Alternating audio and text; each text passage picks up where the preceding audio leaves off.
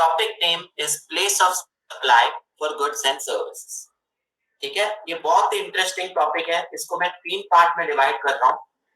First, इस topic की requirement क्यों है, why this concept was required. Second हमारा टॉपिक है place of supply for goods and third है place of supply for services. ये 3 टॉपिक है, ये 3 टॉपिक है। ठीक है, तो ये तीनों टॉपिक हम कवर कर सकते हैं आराम से। चलो अब सुनो, सबको पता है सीजीएसटी, एसजीएसटी, आईजीएसटी कुछ है। ओके, क्या होता है, suppose I supply goods with in the state, यानी मैं भी महाराष्ट्र का हूँ, आप भी महाराष्ट्र के हो। 50% हम क्या चार्ज करते हैं, एसजीएसटी, एंड 50% क्या चार्ज करते हैं, सीजीएसटी। You agree. लेकिन अगर हम आउटसाइड द स्टेट सप्लाई कर रहे हैं गुड्स या सर्विस, तो what do we charge, IGST. तो ये कुछ इसी तरीके से होता है, राइट। अब सुनो, मैंने आपसे कहा था लेक्चर 1 में, और मैंने उसकी लिंक भी आपको भेजी थी, that GST is a destination based tax, 50% state को मिलता है। अब ये मैं एक बार वापस समझाता हूँ, प्लीज सुनो सब लोग। सुनो, सपोज मैं महाराष्ट्र में हूँ और आप लोग सब दिल्ली में हो।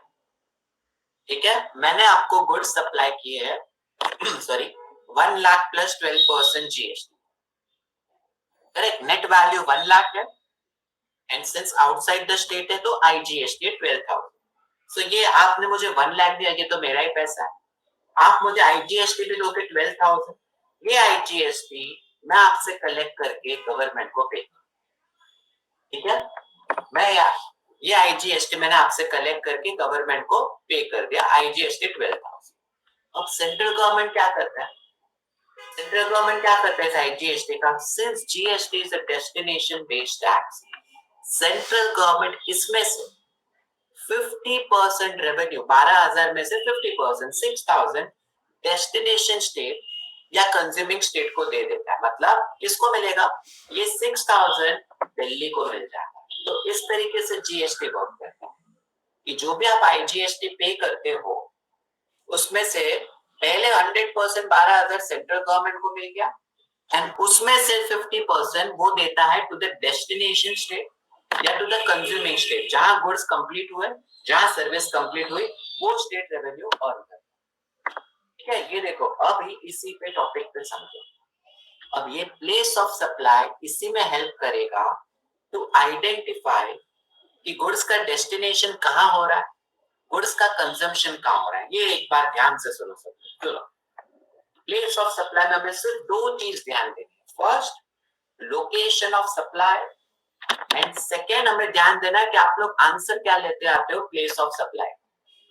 अगर दोनों सेम स्टेट है तो supplier CGST and SGST charge करेगा। देखो यहाँ पे लोकेशन ऑफ रिसिपिएंट नहीं बोला, 2 ही चीज देखनी है, लोकेशन ऑफ सप्लायर, सप्लायर कहाँ है, एंड प्लेस ऑफ सप्लाई। अगर आपका आंसर सेम स्टेट आ रहा है तो सीजीएसटी एंड एसजीएसटी। लेकिन अगर लोकेशन ऑफ सप्लायर कुछ और है एंड प्लेस ऑफ सप्लाई का आंसर कुछ अलग आ रहा है, डिफरेंट स्टेट आ रहा है दोनों, तो आप चार्ज करोगे आईजीएसटी। ध्यान से देखो, लोकेशन ऑफ रिसिपिएंट नहीं है, लोकेशन ऑफ रिसिपिएंट यहाँ पे नहीं है, सिर्फ ये 2 चीज ही देखनी है। ठीक है, क्यों ये आ रहा है, क्योंकि 50% फ्लो होगा to the destination state. Don't worry, ये सिर्फ अभी एक डेमो दे रहा हूँ, जब केस स्टडी अभी कंप्लीट करेंगे ना तो आपको पूरा समझ आएगा। ठीक है, तो प्लीज ये 2 ही चीज देखनी। अब मैं इसको आगे बढ़ता हूँ, ये देखो अब हम जाते हैं सेक्शन 10 पे। सेक्शन 10 है place of supply for goods. Goods अगर मैं एक जगह से दूसरी जगह सेल करता हूँ तो क्या प्लेस ऑफ सप्लाई है वो डिटरमाइन करना है, ये सेक्शन 10 में भी है। पहला हम सीखेंगे place of supply where there is movement of goods. जब भी गुड्स एक जगह से दूसरी जगह मूवमेंट होता है तो कैसे होता है। देखो फर्स्ट केस स्टडी, आप लोग ही आंसर दोगे, मैं नहीं देने वाला हूँ, प्लीज अनम्यूट होके सब लोग देना। ये देखो फर्स्ट, सपोज मैं सप्लायर हूँ महाराष्ट्र का, आप लोग सब रिसिपिएंट हो दिल्ली के।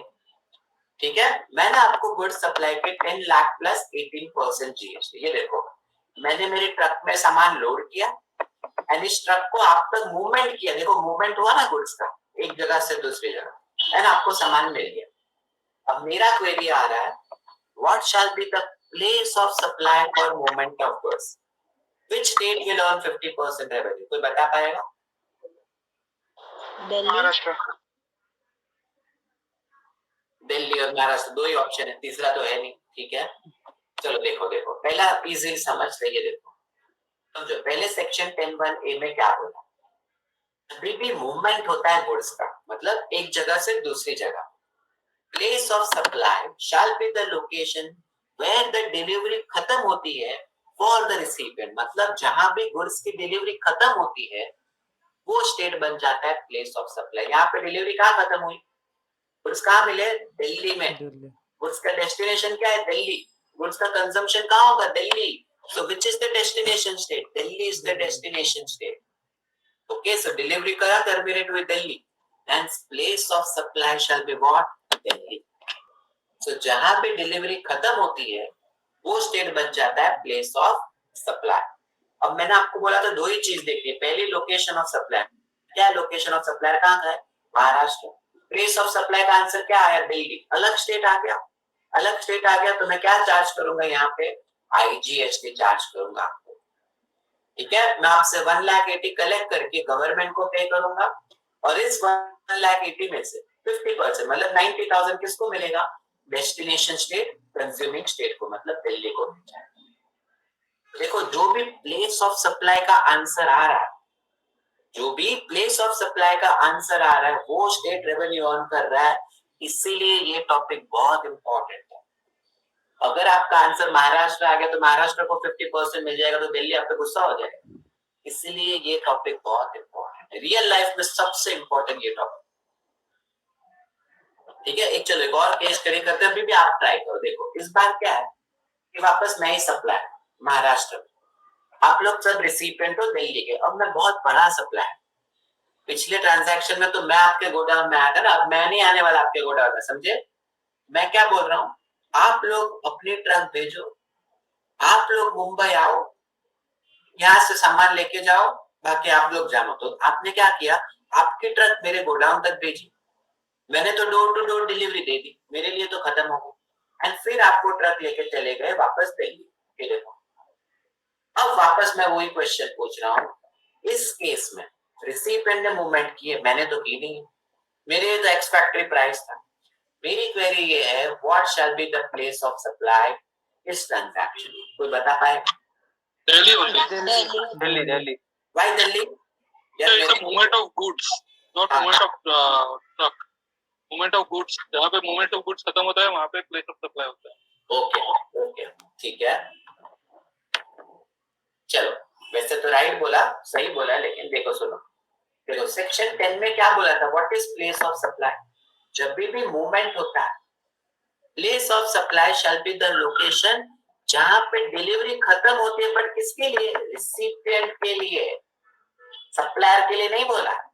where the delivery terminates for recipient, मतलब बायर के लिए डिलीवरी कहाँ खत्म हुई, आज भी दिल्ली में ही हुई ना। मेरे लिए मैं सप्लायर हूँ, मेरे लिए मुंबई महाराष्ट्र में खत्म हो गई, बट आप बायर हो, आपके लिए डिलीवरी कहाँ खत्म हुई, आपके स्टेट में, दिल्ली में। सो यहाँ भी देखो, भले आपके ट्रक भिजवाए, ठीक है, गुड्स का मूवमेंट कहाँ हुआ, एंड यूज कहाँ होगा, कंजम्पशन कहाँ होगा, दिल्ली में। तो अभी भी प्लेस ऑफ सप्लाई क्या हो जाएगा, दिल्ली हो जाएगा। तो चाहे मैं आपका ट्रक लेकर आऊं या आप अपने ट्रक भिजवाओ, दोनों में आंसर सेम ही रहेगा, समझे। तो वापस दो ही चीज देखो, पहला सप्लायर कहाँ है, महाराष्ट्र, प्लेस ऑफ सप्लाई ने क्या डिटरमाइन किया, दिल्ली, अलग स्टेट हो गया, अलग स्टेट हो गया, मैं आपसे आईजीएसटी चार्ज करूँ, या आईजीएसटी में किसको पे करूंगा, सेंट्रल गवर्नमेंट को, उसमें से 50% चला जाएगा डेस्टिनेशन स्टेट, 30,000 कंज्यूमिंग स्टेट को, मतलब दिल्ली। ठीक है, सो ये एक चीज फर्स्ट पॉइंट, ये तो बहुत बड़ा, अराउंड 100 स्लाइड्स है, आज खत्म नहीं होने वाला ये टॉपिक, बहुत बड़ा टॉपिक। ओके, सो ये हमारा केस स्टडी 2 था। अब आता है केस स्टडी 3। ये देखो, ये भी एक इंटरेस्टिंग है, बहुत इंटरेस्टिंग, सुनो ध्यान से देखो, शायद किसी के माइंड में क्वेश्चन है, कुछ आप सब अनरजिस्टर्ड है, बराबर, हमारे पास थोड़ी जीएसटी नंबर है, कुछ भी नहीं है। अब ये मैडम और सब गुजरात के लोग, ठीक है, ये अपने पर्सनल पर्पस के लिए महाराष्ट्र में आ रहे हैं शॉपिंग के लिए, ये लोग खुद आ रहे हैं वुमन, ये लोग क्या कर रहे हैं, देखो ये महाराष्ट्र में आए शॉपिंग करने, ये शॉपकीपर, ये साड़ी बेच रहे आराम से, इन लोगों को शायद साड़ीज दिखा रहा है फ्रॉम महाराष्ट्र। ठीक है, तो ये देखो सब लोग महाराष्ट्र घुस गए, अब इनको सारी बेच दी एंड देन क्या हुआ, शॉप तो इनवॉइस रेज करेगा 1 लाख प्लस 5% का इनवॉइस रेज कर देगा, 1 लाख की साड़ी खरीदी तो इन्होंने 1 लाख भी दे दिए, इन्होंने जीएसटी भी दे दिया एंड बाद में लोग चले गए, they went back to their state। अब मेरा क्वेश्चन पता है क्या है, अब मैं तो सारी बेचूंगा ना आप लोगों को, मैं थोड़ी आपसे पूछूंगा आप कहाँ के हो, किधर रहते हो, कहाँ रहते हो, कुछ मैं थोड़ी पूछने वाला हूँ। So how shall supplier come to know that recipient belong to which state? सारे recipient unregistered थे, जीएसटी नंबर ही नहीं था एंड पर्सनल यूज के लिए ले रहे थे वो लोग तो इस केस में आप मुझे बताइए what shall be the place of supply? ये genuine reason है, ये genuine हो सकता है रियल लाइफ। महाराष्ट्र। महाराष्ट्र। हाँ वैसे तो महाराष्ट्र ही लग गया क्योंकि सप्लायर को पता ही नहीं है रिसिपिएंट कहाँ के, गुजरात के, एंड ये तो होगा ही ना, ऐसा तो होता ही है, शादी के लिए लोग जयपुर जाते हैं खरीदने तो थोड़ी दुकानदार को बोलते मैं मुंबई से आया हूँ, यहाँ से आया हूँ, कोई नहीं बोलता। Am I right? It's a place where the sale has happened. Okay so आप महाराष्ट्र बोल रहे हो राइट, ठीक है। Yes. सुनो अब यहाँ पे एक डिफरेंट आंसर है, जो जीएसटी एक्ट में बोला है वो सुनो क्या लिखा है, सुनो for supply goods to unregistered, मतलब जिसके भी पास जीएसटी नंबर नहीं उसका बात कर, अगर इनवॉइस वैल्यू मतलब इंक्लूडिंग जीएसटी 50,000 से ज्यादा है, ओके यहाँ तो लाख रुपए था ना, 1,05,000, अगर इनवॉइस वैल्यू 50,000 से ज्यादा है तो रिस्पॉन्सिबिलिटी सप्लायर की है, फिर उसको मेंशन करना पड़ेगा place of supply in the tax invoice, मतलब सेलर को पूछना पड़ेगा बायर को कि आप कहाँ रहते हो, ये रूल जीएसटी में है रूल 46, ये रियल रूल है, ऐसा पूछना पड़ेगा, इट ही और she is required to mention place of supply, और वो मैडम बोलेगी कि मैं गुजरात की हूँ तब हम एड्रेस लिख देंगे गुजरात एंड बाद में प्लेस ऑफ सप्लाई काउंट हो जाएगा गुजरात। हाँ अगर ये 50,000 से नीचे होता तो प्लेस ऑफ सप्लाई लिखने की जरूरत ही नहीं, तो महाराष्ट्र ही हो जाए, तो महाराष्ट्र ही हो जाए, तो सिंस 1,05,000 का है प्लेस ऑफ सप्लाई में you will have to write Gujarat. Okay so in this case shop को आईजीएसटी चार्ज करना होगा, पूछना पड़ेगा बायर को कि आप कहाँ रहते हो, अब ये मत बोलना हो तो बायर गलत बोल सकता है बट वो जो बोलेगा मैं एक्सेप्ट करना। ओके तो supplier shall charge IGST at the rate of 5%, ठीक है। तो अगर 50,000 तक होता तो प्रॉब्लम ही नहीं था, अगर 50,000 तक होता तो प्लेस ऑफ सप्लाई महाराष्ट्र ही हो जाती, मैं सीजीएसटी एंड एसजीएसटी ही चार्ज करता, राइट। तो 5,000 में से सेंट्रल गवर्नमेंट को मिल जाता एंड स्टेट गवर्नमेंट को 2.5 मिल जाता, सॉरी 6,000 लिखा है, शुड बी 2.5। क्या आप लोग को सबको ये समझ चुका है कि किसी को डाउट है? यस सर समझा। वेरी गुड, ठीक है। तो ये 10(1)(a) था, जब भी मूवमेंट ऑफ गुड्स होता है तो ये आता है, ठीक है। अब देखो शॉपर स्टॉप हो या कोई भी इलेक्ट्रॉनिक शॉप में जाओ, डीमार्ट में जाओ, ये सारे सप्लायर्स होते हैं एंड हम सब कस्टमर्स होते हैं, और मेजॉरिटी ऑफ द कस्टमर के पास जीएसटी नंबर नहीं होता, और ये सब अपने पर्सनल कंजम्पशन के लिए टीवी खरीदते हैं, कपड़े खरीदते हैं, डीमार्ट में जाकर तो बहुत बड़ी बड़ी शॉपिंग कर लेते हैं, ये सब 50,000 के ऊपर ही होता है। It is the responsibility of supplier कि पूछे एज पर रूल 46, अगर 50,000 से ऊपर हुआ है तो सप्लायर को वहां पे प्लेस ऑफ सप्लाई लिखना पड़ेगा एंड अकॉर्डिंगली सीजी एसजी या आईजीएसटी चार्ज करना, ठीक है। तो ये एक चीज ध्यान रखो, ये शायद आपको एग्जाम में इतना इंपॉर्टेंट ना हो बट रियल लाइफ में बहुत ज्यादा इंपॉर्टेंट। अब देखो दूसरा पॉइंट आता है, ये बहुत डिस्टर्बिंग है, प्लीज ध्यान से सुनना। प्लेस ऑफ सप्लाई, जहां मैं गुड्स डिलीवर करता हूं किसी रिसिपिएंट को on the direction of third person, मतलब किसी के कहने पे मैंने डिलीवरी दी, मतलब मैं, आप सपोज मैं सेलर हूं, आप बायर हो, आपने बोला कि दिल्ली में देकर आओ, तो आपके कहने पे मैं दिल्ली में गुड्स डिलीवर करके आया, तो मेरे लिए तो बायर आप ही हो। देखो मैं एग्जांपल बताता हूं, बहुत ध्यान से सुनना, ये रिपीट नहीं करूंगा, बहुत बड़ा पॉइंट है इसलिए सुनो। मिस्टर अदानी, इनको जानते हैं, इज रजिस्टर्ड इन महाराष्ट्र, ठीक है। से इन्होंने ऑर्डर ऑफ गुड्स दिया दिल्ली, इन्होंने गुड्स का ऑर्डर दिया दिल्ली में। ओके, इनके पास स्टॉक नहीं था, सामान नहीं था। क्या रतन टाटा जी के पास सामान नहीं था। ओके, तो उन्होंने क्या किया, रतन टाटा जी ने क्या बोला, मिस्टर अंबानी को बोला कि मैं तुझसे 5 लाख में गुड्स खरीद लेता हूँ। कितने में खरीद रहा हूँ? रतन टाटा जी ने क्या बोला अंबानी जी को कि मैं आपसे 5 लाख प्लस जीएसटी में गुड्स खरीद लेता हूँ, बट आप एक काम करो, आप डिलीवरी मुझे मत दो, आप गुड्स की डिलीवरी डायरेक्टली मिस्टर अदानी जी को फ्रॉम महाराष्ट्र टू महाराष्ट्र दे। आप समझे क्या हुआ? सो यहाँ पे टाटा जी के कहने पे mister Mukesh sir has delivered the goods to Adani. ठीक है, देखो, सो यहाँ पे ध्यान से देखो।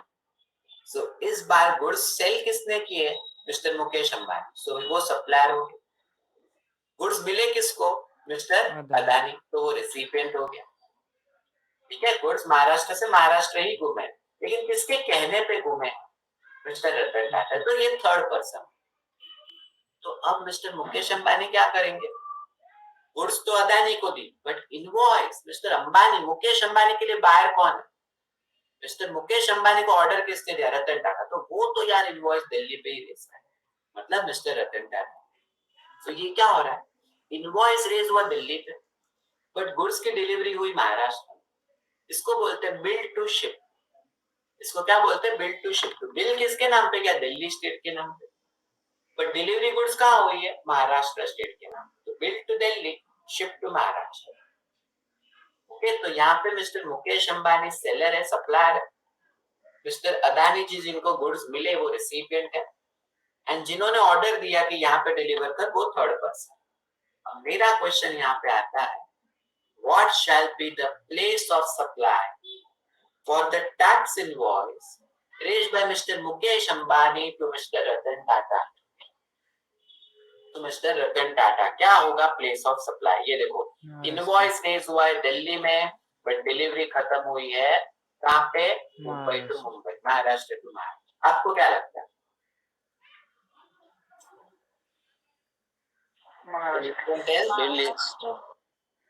दिल्ली। अगर दिल्ली है। अगर रीजन भी अगर कन्वीनियंट हो दे सको तो बहुत हेल्प। क्यों आपको सर इसमें Maharashtra will raise the invoice for Delhi, and Delhi then will raise the invoice on Maharashtra again on Mr. Adani. And this is a consignment transaction. हाँ, दो इनवॉइस होंगे, वो अग्री, बट फिलहाल हम बात कर रहे हैं पहले इनवॉइस की, जो मिस्टर मुकेश अंबानी रतन टाटा जी पे रेज कर रहे हैं, उसकी बात कर। He will raise on Delhi only. He will raise on Delhi. Once you are suggesting IGST. Yes. Okay, चलो देखो वहां पे होता क्या, वो सुनो सॉल्यूशन में क्या दिया। सेक्शन 10(1)(b) में क्या था, जब भी ऐसा billed to ship to model होता है ना, मतलब बिल किसी और के नाम पे बट डिलीवरी किसी और को, प्लेस ऑफ सप्लाई होता है लोकेशन ऑफ थर्ड पर्सन। मतलब मेरे को ऑर्डर किसने दिया? रतन टाटा। सपोज मैं मुकेश अंबानी, मुझे ऑर्डर किसने दिया? रतन टाटा जी। तो मेरे लिए तो बाहर रतन टाटा जी ही है, मेरे लिए वो थर्ड पर्सन ही बाहर, मुझे पैसा वो ही देने वाला। So place of supply shall be location of third person, जिसने मुझे डायरेक्शन दिया है to deliver the goods to the recipient. So place of supply हो जाएगा रतन टाटा जी का दिल्ली। ये टैक्स इनवॉइस में आईजीएसटी चार्ज होगा, एंड इट इज इमटेरियल के गुड्स मुंबई टू मुंबई या महाराष्ट्र टू महाराष्ट्र। मैं यहाँ पे आईजीएसटी ही चार्ज करूँ, समझे? सो जब भी ऐसा billed to ship to model होता है ना, तो जिस पर्सन ने मुझे ऑर्डर दिया है टू डिलीवर गुड्स, उसके नाम पे मैं इनवॉइस रेज करूंगा, उसी को आईजीएसटी चार्ज हो जाएगा। ठीक है, तो जो भी आपको ऑर्डर देता है, जो भी वो थर्ड पर्सन है जिसके कहने पे हो रहा है, वो बन जाएगा प्लेस ऑफ सप्लाई। क्या किसी को डाउट है इस पॉइंट में? No sir. पूछ सकते हो, ऐसा कुछ नहीं है, टफ है थोड़ा, इसलिए मैं बोल रहा हूँ। चलो ठीक है। But normally it is movement of goods ना सर, तो यहाँ पे Delhi is just because invoice raise हुआ इसलिए। सिर्फ बाकी सब में जहाँ पे गुड्स डिलीवर हुआ वो प्लेस ऑफ सप्लाई, और इसमें जहाँ पे बिल डिलीवर हुआ वो प्लेस ऑफ सप्लाई बना। हाँ सुनो, एवरी सेक्शन अलग आंसर देगा आपको। ये 10(1)(a) था जहाँ पे मूवमेंट ऑफ गुड्स था, ये 10(1)(b) है जहाँ पे bill to ship to model है। हर एक सेक्शन जो sub section A B C जो भी आएगा सबका आंसर आपको अलग मिलेगा, इसलिए ये चैप्टर सबसे टफ है। सुनो एक्चुअली रियल लाइफ में क्या होगा वो भी सुनो। यहाँ पे 2 इनवॉइस रहेगा। पहला मिस्टर मुकेश अंबानी दिल्ली पे रेस करेंगे रतन टाटा जी पे IGST करके, एंड बाद में दूसरा इनवॉइस रतन टाटा जी वापस महाराष्ट्र पे रेस करेंगे अगेन एज IGST। ठीक है, यहाँ पे 2 इनवॉइस रेस होंगे, एक नहीं होगा, बट एग्जाम ओरिएंटेड सिर्फ मैं आपको बता रहा हूँ इसलिए एक इनवॉइस होगा। ठीक है, एक और केस स्टडी करो फिर देखो समझते हैं, इसी का पॉइंट है। सपोज सेम मिस्टर अदानी जी दिल्ली के हैं, उन्हें ऑर्डर ऑफ गुड्स दिया महाराष्ट्र में। इस बार इनके पास स्टॉक ऑफ गुड्स नहीं था एज यूजुअल, तो उन्होंने ऑर्डर पास कर दिया किसको, अंबानी जी को। तो अब मिस्टर रतन टाटा 2 लाख में मिस्टर मुकेश अंबानी से खरीदेंगे एंड 3 लाख में ये अदानी जी को सेल करेंगे। ऐसा ही होता है, प्रॉफिट में बेचेंगे। ओके, रतन टाटा जी ने क्या किया, directed him to deliver the goods to mister Adani. So goods कहाँ डिलीवरी हो रही है, मुंबई टू दिल्ली।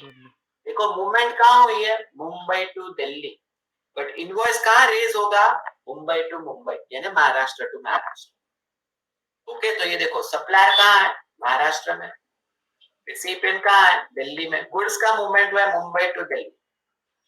ओके, लेकिन जिसके कहने पे हुआ है वो थर्ड पर्सन, वो है महाराष्ट्र, और इनवॉइस किसके नाम पे रेज करेगा, महाराष्ट्र टू महाराष्ट्र।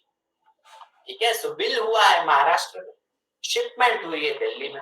अब यहाँ पे same mister Mukesh Ambani supplier है, जिनको गुड्स मिले वो रिसिपिएंट है, एंड जिनके कहने पे हुआ है वो थर्ड पर्सन। सेम क्वेश्चन आ रहा है, प्लेस ऑफ सप्लाई क्या होगा, क्योंकि इनवॉइस रेज हुआ है महाराष्ट्र में बट शिपमेंट हुआ है दिल्ली, तो सेम आंसर ही है। Correct, same answer. देखो ये सेक्शन 10(1)(b) है, ये billed to ship to model है, या आंसर चेंज हो जाए।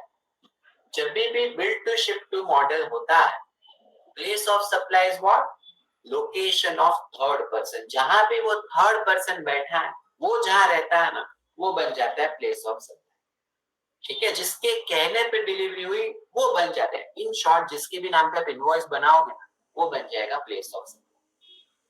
ओके, सो यहाँ पे मिस्टर मुकेश अंबानी भी महाराष्ट्र के, उन्होंने इनवॉइस रेज किया, रिसिपिएंट भी महाराष्ट्र के, तो वो क्या चार्ज करेंगे, CGST एंड SGST चार्ज करेंगे।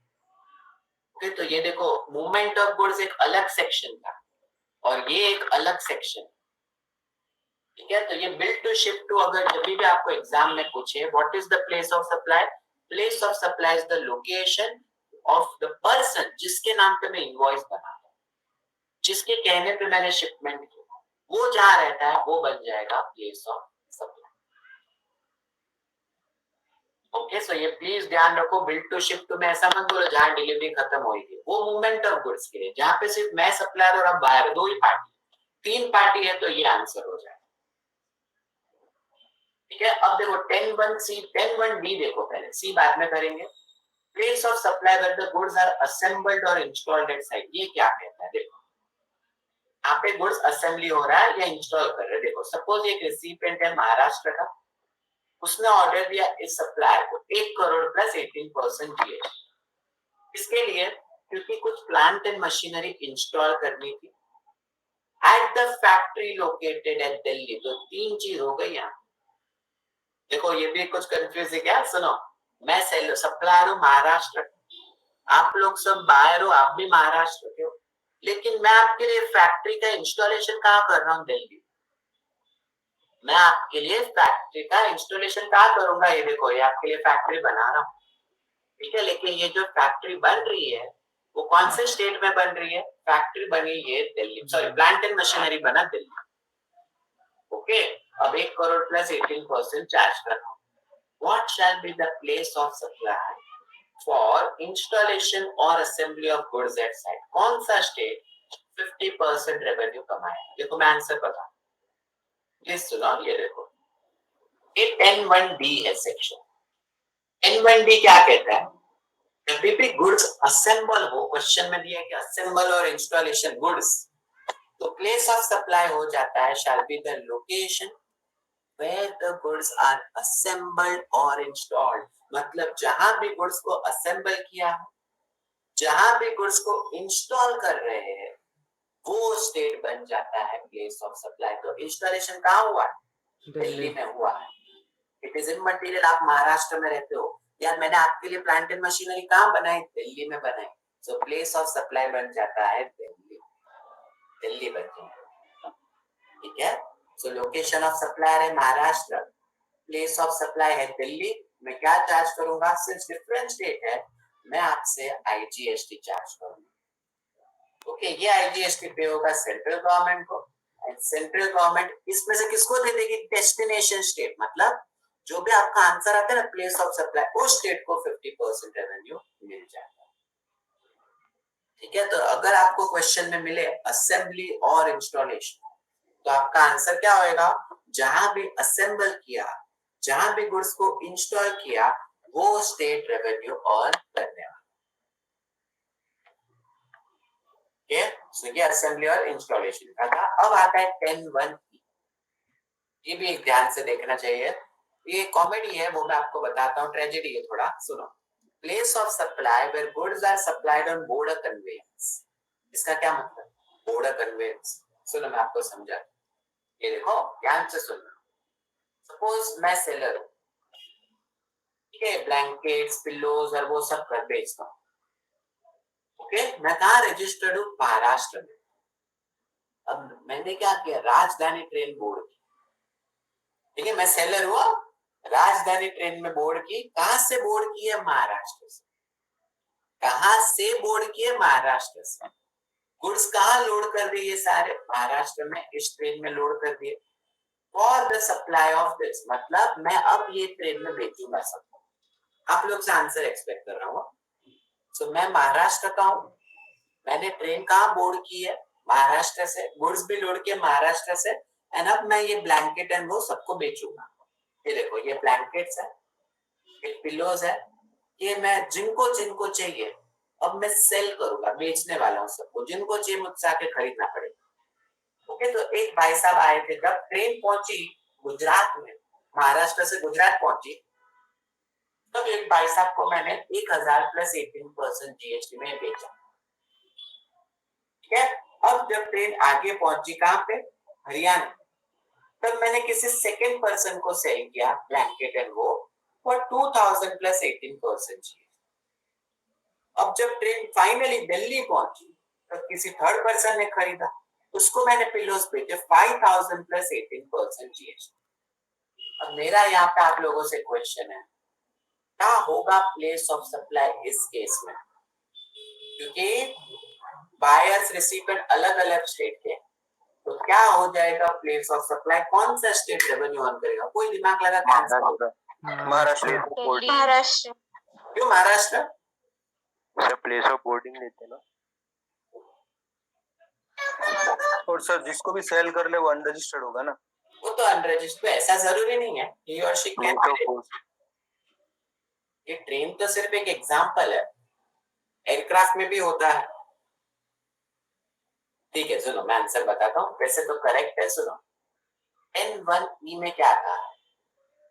When the goods are supplied on board a conveyance, place of supply shall be the location where the goods are loaded. Board a conveyance मतलब, convince मतलब क्या? बस, ट्रेन, एयरक्राफ्ट, इसको बोलते हैं convince. Board a conveyance मतलब मैं उसमें चढ़ता हूँ and then I am sailing. तो जहां भी गुड्स लोड करते हैं वो बन जाता है प्लेस ऑफ सप्लाई। मैंने कहाँ पे गुड्स लोड किए हैं? मैंने गुड्स लोड किए हैं महाराष्ट्र, मैंने गुड्स लोड किए महाराष्ट्र। अब मैं क्या ट्रेन के बाहर ही देखता रहूं कि गुजरात आया तो आईजीएसटी लगाऊं? नहीं नहीं, महाराष्ट्र है ये तो सीजीएसटी लगाओ। Is it possible? वो पॉसिबल ही नहीं है। सो पहले इसीलिए आ रहा है पॉइंट कि जहां पे भी गुड्स लोड किए हैं वो स्टेट बन जाता है प्लेस ऑफ सप्लाई, एंड आपका आंसर आ जाएगा प्लेस ऑफ सप्लाई महाराष्ट्र। इस केस में आप सीजीएसटी एंड एसजीएसटी ही चार्ज करोगे, आईजीएसटी नहीं करने। Okay, so supply shall charge CG and SG to all the recipient in material. मैं कहीं भी बेचूं या ना भी बेचूं, ठीक है, मुझे तो CG and SG he charge करना पड़ेगा, ठीक है। ओके, चलो अब आता है फाइनली 10(1)(c) जो मैंने स्किप किया था क्योंकि थोड़ा डिफिकल्ट है ये सेक्शन समझना, थोड़ा डाइजेस्ट ही नहीं होता। ये एक सेक्शन बहुत डिफिकल्ट है, कुछ भी सेक्शन है, पर आप लोग सिर्फ इसको याद रखने की ट्राई करना। सुनो, where supply does not involve movement of goods, मतलब गुड्स की मूवमेंट नहीं हो रही, ये पॉइंट आ रहा है।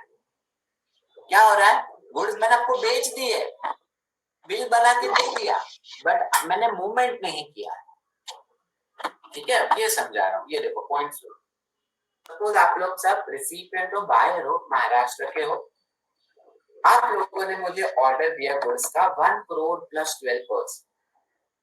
ओके, गुड्स मेरे गोडाउन में पड़े हैं मध्य प्रदेश में। देखो मैं कहाँ पे हूँ, महाराष्ट्र में रहता हूँ, आप लोग भी महाराष्ट्र में हो, लेकिन मेरे कुछ गुड्स कहाँ पड़े, मध्य प्रदेश में। ओके, तो मैं क्या कर रहा हूँ वो सुनो, मैं आपको डिलीवरी नहीं देता उस गुड्स की, I do not deliver the goods to you. Okay, मैं आपको बस सिर्फ बना देता हूँ, इनवॉइस बना के दे देता हूँ, आज से ओनरशिप उस गुड्स की आपकी, देखो इनवॉइस बना के दे। अब आपको आज लेना है, 10 दिन बाद लेना है, 50 दिन बाद लेना है, आप पे डिपेंड करता है। Okay, there is no movement of the goods, goods आज भी मेरे पास ही है, ठीक है, लेकिन ओनर आप हो, अब ओनर मैं नहीं रहा।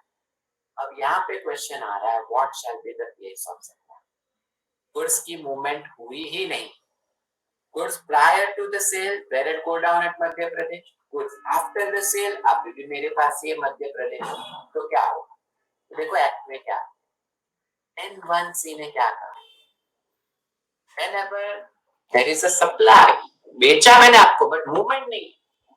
प्लेस ऑफ सप्लाई क्या होता है पता है, location of the place of the good, जहां भी गुड्स पड़े ना, गुड्स वो बन जाता है प्लेस ऑफ सप्लाई, ठीक है। सुनो वापस बोलता हूँ, मैंने आपको इनवॉइस बना दिया, लेकिन मेरे गुड्स पड़े महाराष्ट्र मध्य प्रदेश में, तो जहां भी मेरे गुड्स पड़े ना सर, वही बन जाता है प्लेस ऑफ सप्लाई। तो इस केस में मेरे गुड्स कहाँ पड़े, मध्य प्रदेश, राइट। सो मेरा प्लेस ऑफ सप्लाई क्या हो जाएगा, मध्य प्रदेश हो जाएगा। तो यहाँ दो ही चीज देखो, सेलर कहाँ पे, मैं कहाँ रहता हूँ, महाराष्ट्र में, प्लेस ऑफ सप्लाई क्या है, मध्य प्रदेश है, तो मैं आप पे इनवॉइस पे IGST चार्ज करने वाला हूँ 12 लाख। ये मैं सेंट्रल गवर्नमेंट को पे करूंगा, एंड बाद में डेस्टिनेशन स्टेट जो भी प्लेस ऑफ सप्लाई है, मतलब मध्य प्रदेश स्टेट को ये रेवेन्यू मिल जाएगा। अब ये थोड़ा डिफिकल्ट है डाइजेस्ट करना कि ऐसे कैसे हो गया, बट ठीक है, वो जब मैं आपको रजिस्ट्रेशन चैप्टर सिखाऊंगा ना, तब ये पॉइंट वापस कवर करेंगे, तब आपको ये क्लियर हो सकता है। ओके, तो पूरा place of supply for goods के सारे पॉइंट एक बार रिवाइज करते हैं। फर्स्ट, मैं आपको गुड्स बेचता हूँ, मूवमेंट करता हूँ, मतलब ट्रक से मैं लेने आता हूँ या आप लेने आते हो। What is the place of supply, location जहां पे भी डिलीवरी खत्म होती है फॉर रिसीपिएंट, वो बन जाता है place of supply. Second, bill to ship to, मतलब मैं आपको ही दे रहा हूँ बट किसी और के कहने पे, what is the place of supply, जिसने मुझे बोला है location of that third person, वो स्टेट बन जाता है प्लेस ऑफ सप्लाई।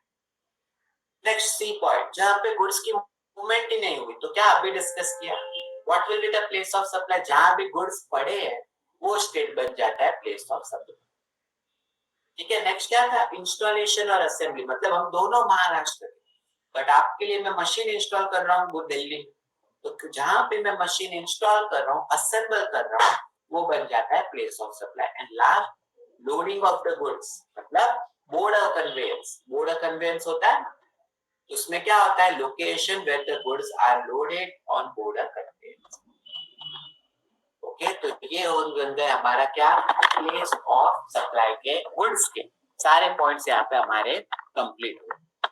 क्या अभी भी गुड्स में किसी को डाउट है तो प्लीज मुझे पूछिए। No sir. पक्का? Yes sir.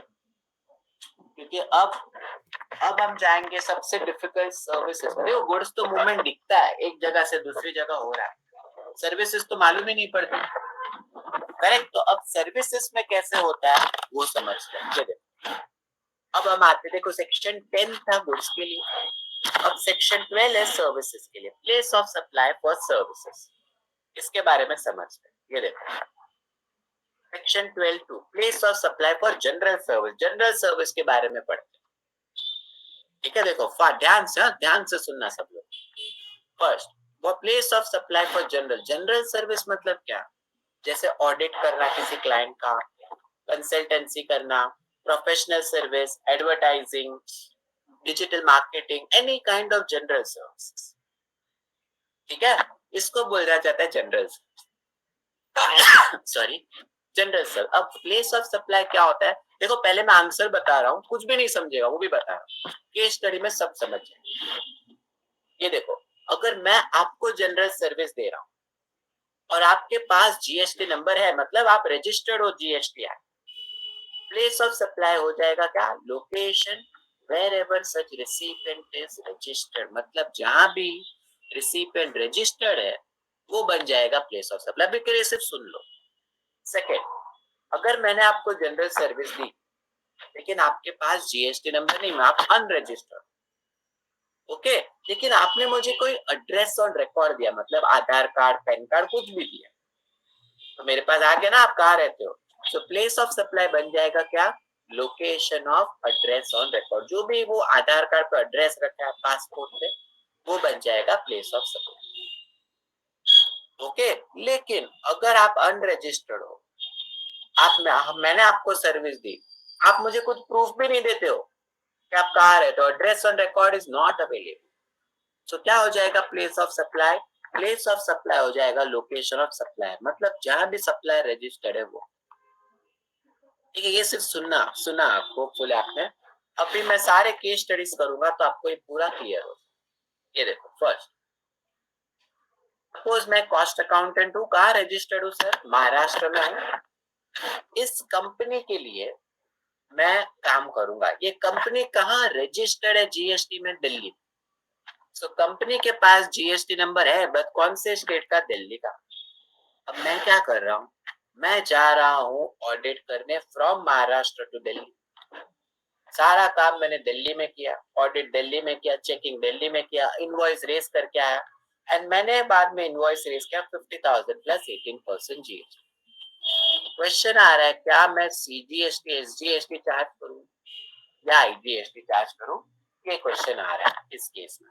अब देखो, पिछले स्लाइड में आपने देखा, अगर याद है तो आंसर आ जाना चाहिए, बट सुनो, पहली बात आइडेंटिफाई करो कौन सी सर्विस है। क्या लिखा है, ये जनरल सर्विस। जनरल सर्विस में क्या कहा है, अगर जिसको मैं सर्विस देता हूँ, if he or she is registered in GST, place of supply shall be what, location, जहां पे रिसिपिएंट रजिस्टर्ड है वो बन जाता है प्लेस ऑफ सप्लाई। तो रिसिपिएंट कहाँ रजिस्टर्ड है, दिल्ली में, तो प्लेस ऑफ सप्लाई क्या हो जाएगा सर, दिल्ली हो जाएगा। वापस दो चीज देखो, सप्लायर कहाँ का है, महाराष्ट्र, प्लेस ऑफ सप्लाई क्या है, दिल्ली, मींस अलग स्टेट आ गए, तो मैं क्या चार्ज करूंगा, आईजीएसटी, एंड इस आईजीएसटी का 50% रेवेन्यू मिल जाएगा दिल्ली स्टेट, मतलब कंज्यूमिंग स्टेट। ठीक है, तो देखो जनरल सर्विस में ये फर्स्ट पॉइंट है, जहां भी रिसिपिएंट रजिस्टर, आंख बंद करके आंसर आ जाएगा। लेकिन चलो इसी के किसी सेकंड केस स्टडी करते हैं। वापस से, मैं कॉस्ट अकाउंटेंट हूँ महाराष्ट्र का, अगले साल वापस इसी कंपनी का ऑडिट करना है। ये कंपनी कहाँ रजिस्टर्ड है, दिल्ली में। अब वो कंपनी बोल रहे यार कोरोना में आप कहाँ दिल्ली आ रहे हो, मैं काम करता हूँ, मैं अपनी बुक्स ऑफ अकाउंट्स आपको सबमिट कर देता हूँ, भिजवा देता हूँ। तो उन्होंने क्या किया, दिल्ली से अपनी बुक्स महाराष्ट्र भेज दी। मैंने काम कहाँ किया, महाराष्ट्र बैठे बैठे किया, ऑफिस में। ठीक है, पूरा कंप्लीट किया महाराष्ट्र में, ऑडिट किया महाराष्ट्र में, बुक्स रिटर्न कर दी। मैंने फिर से 50,000 प्लस 18% का इनवॉइस रेज किया। फिर से वही क्वेश्चन आया, क्या मैं सीजीएसटी एसजीएसटी चार्ज करूं या आईजीएसटी चार्ज करूं इस केस में, आईजीएसटी। Very good. सुनो, जनरल सर्विस में क्या क्या है, अगर रिसिपिएंट रजिस्टर्ड है, आपको आंख बंद करके एक ही आंसर बोलो, जहां भी रिसिपिएंट रजिस्टर्ड है वो बन जाता है प्लेस ऑफ सप्लाई। रिसिपिएंट कहाँ रजिस्टर्ड है, दिल्ली में, तो प्लेस ऑफ सप्लाई बन जाएगा दिल्ली। तो वापस दो ही चीज देखो, हर एग्जांपल में बता रहा हूँ, सप्लायर कहाँ पे है, location Maharashtra, place of supply का आंसर है दिल्ली, अलग स्टेट है, वापस मैं IGST चार्ज करूंगा, 50% मिल जाएगा कौन से स्टेट को, दिल्ली स्टेट, कंज्यूमिंग स्टेट। ठीक है, वेरी गुड। अब एक कंफ्यूजिंग केस स्टडी लाता हूँ, देखो सपोज मैं महाराष्ट्र में हूँ, आप भी मिस्टर बी हो, आप दिल्ली में रजिस्टर्ड हो, ठीक है, आप दिल्ली में रजिस्टर्ड, आपके पास GST नंबर है। अब हम दोनों एक कॉन्फ्रेंस अटेंड करने आते हैं।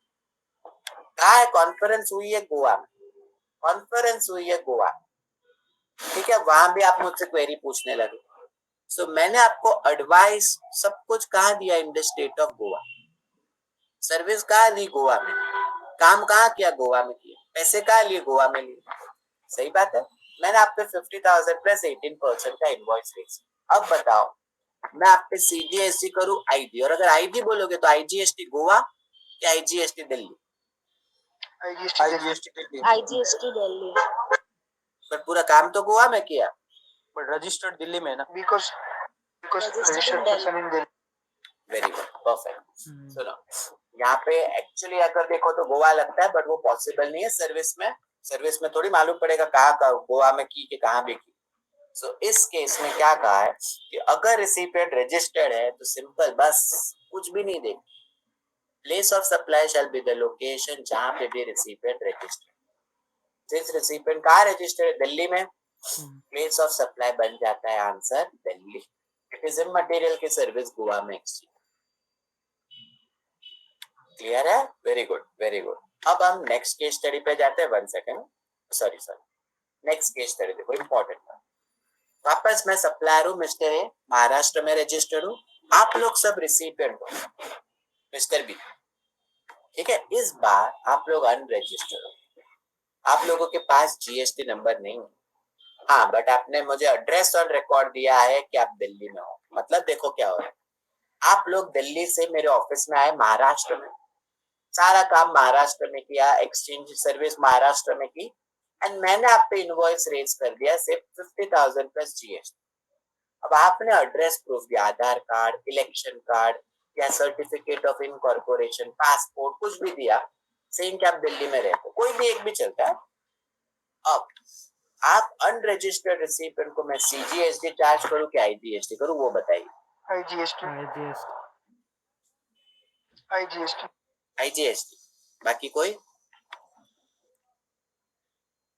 44 people there, only one student has answered. IGST sir, very good. चलो ये देखो, यहाँ पे पहले देखो क्या कहा है, इस केस में रिसिपिएंट के पास GST नंबर नहीं। एक्ट में क्या कहा है कि अगर रिसिपिएंट के पास GST नंबर नहीं, हाँ, बट बेचारा एड्रेस ऑन रिकॉर्ड दे रहा है, प्लेस ऑफ सप्लाई वही बन जाएगा जो स्टेट एड्रेस ऑन रिकॉर्ड पे मेंशन, ठीक है, जो भी स्टेट एड्रेस ऑन रिकॉर्ड पे मेंशन है वो बन जाए। तो एड्रेस ऑन रिकॉर्ड पे क्या मेंशन था, दिल्ली, तो प्लेस ऑफ सप्लाई क्या हो जाएगा, दिल्ली।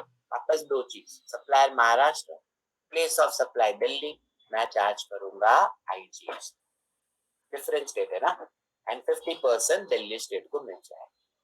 अब यहाँ पे वर्बल कम्युनिकेशन अलाउड नहीं है, एड्रेस ऑन रिकॉर्ड बोला है, मतलब कोई ना कोई प्रूफ होना चाहिए, तो ही मानेगी गवर्नमेंट, वरना इश्यू हो सकता है।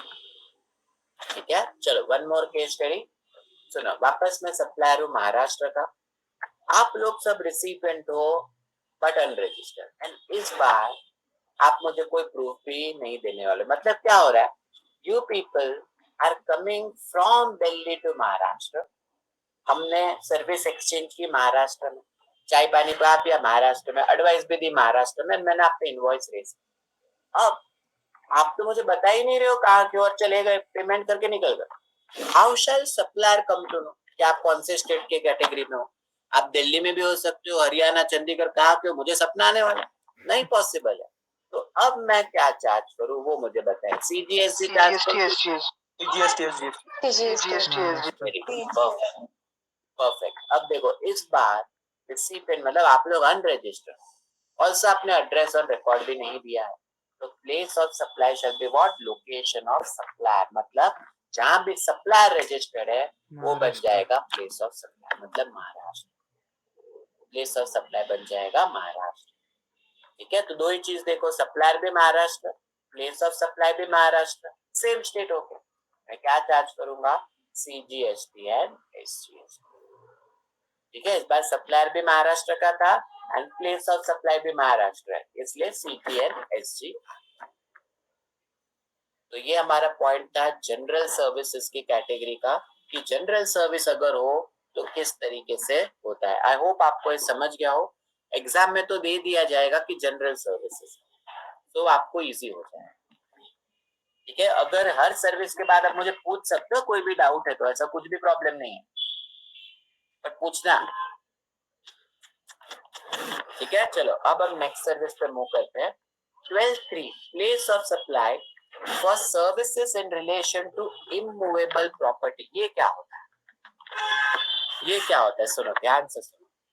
इसमें पहले मैं आंसर बता देता हूँ, फिर मैं आपको एक्सप्लेन करता हूँ।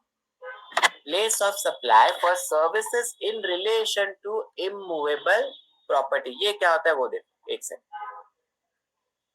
इमूवेबल प्रॉपर्टी मतलब क्या, इमूवेबल प्रॉपर्टी में बहुत सारे काम होते हैं, जैसे बिल्डिंग लैंड होती है ना, उसके रिलेशन में बहुत काम होते हैं। जैसे पहले तो काफी लोग सॉइल स्टडी करते हैं कि क्या ये जमीन उठा पाएगी वजन बिल्डिंग का, फिर उसके लिए फैब्रिकेशन होती है, आर्किटेक्ट से डिजाइन बनती है, राइट। मैं सर्विस की बात कर रहा हूँ, सिर्फ सर्विसेज। ठीक है, फिर इंस्टॉलेशन की सर्विसेज होती है, जैसे रॉड्स इंस्टॉल करना, बीम बीम बोलते हैं इंस्टॉल करना, ये सारी सर्विसेज होती है। फिर कॉन्ट्रैक्टर होता है, वो सीमेंट ब्रेक सब लेकर आता है, वो पूरा बिल्डिंग रेडी करता है। आर्किटेक्ट डिजाइन करता है। ओके, लेबर सर्विस बहुत सारी होती है, ऐसे करके पूरा इमूवेबल प्रॉपर्टी बनता है। Am I right? So majority बहुत सारी सर्विस होती है in relation to immovable property. अब प्लेस ऑफ सप्लाई क्या होता है वो सुनो। Place of supply shall be what, जहां भी इमूवेबल प्रॉपर्टी सिचुएटेड है वो स्टेट बन जाता है प्लेस ऑफ सप्लाई। वापस बोलता हूँ, जहां भी इमूवेबल प्रॉपर्टी सिचुएटेड है वो स्टेट बन जाएगा प्लेस ऑफ सप्लाई। रिसिपिएंट कहाँ है उससे कोई फर्क पड़ता ही नहीं। ठीक है, इसका एग्जांपल बहुत सारे हम डिस्कस करते हैं। देखो फर्स्ट पॉइंट, क्या क्या सर्विस होते हैं, पहले तो वही क्लियर होते हैं। इमूवेबल प्रॉपर्टी में क्या क्या सर्विस है वो देखो। जैसे आर्किटेक्ट होते हैं, इंटीरियर डेकोरेटर्स होते हैं, इंजीनियर्स होते हैं, कॉन्ट्रैक्टर कोऑर्डिनेटर्स होते हैं, रिपेयरिंग रिनोवेशन का काम, बिल्डर्स, ऑब्वियसली बिल्डर तो होंगे।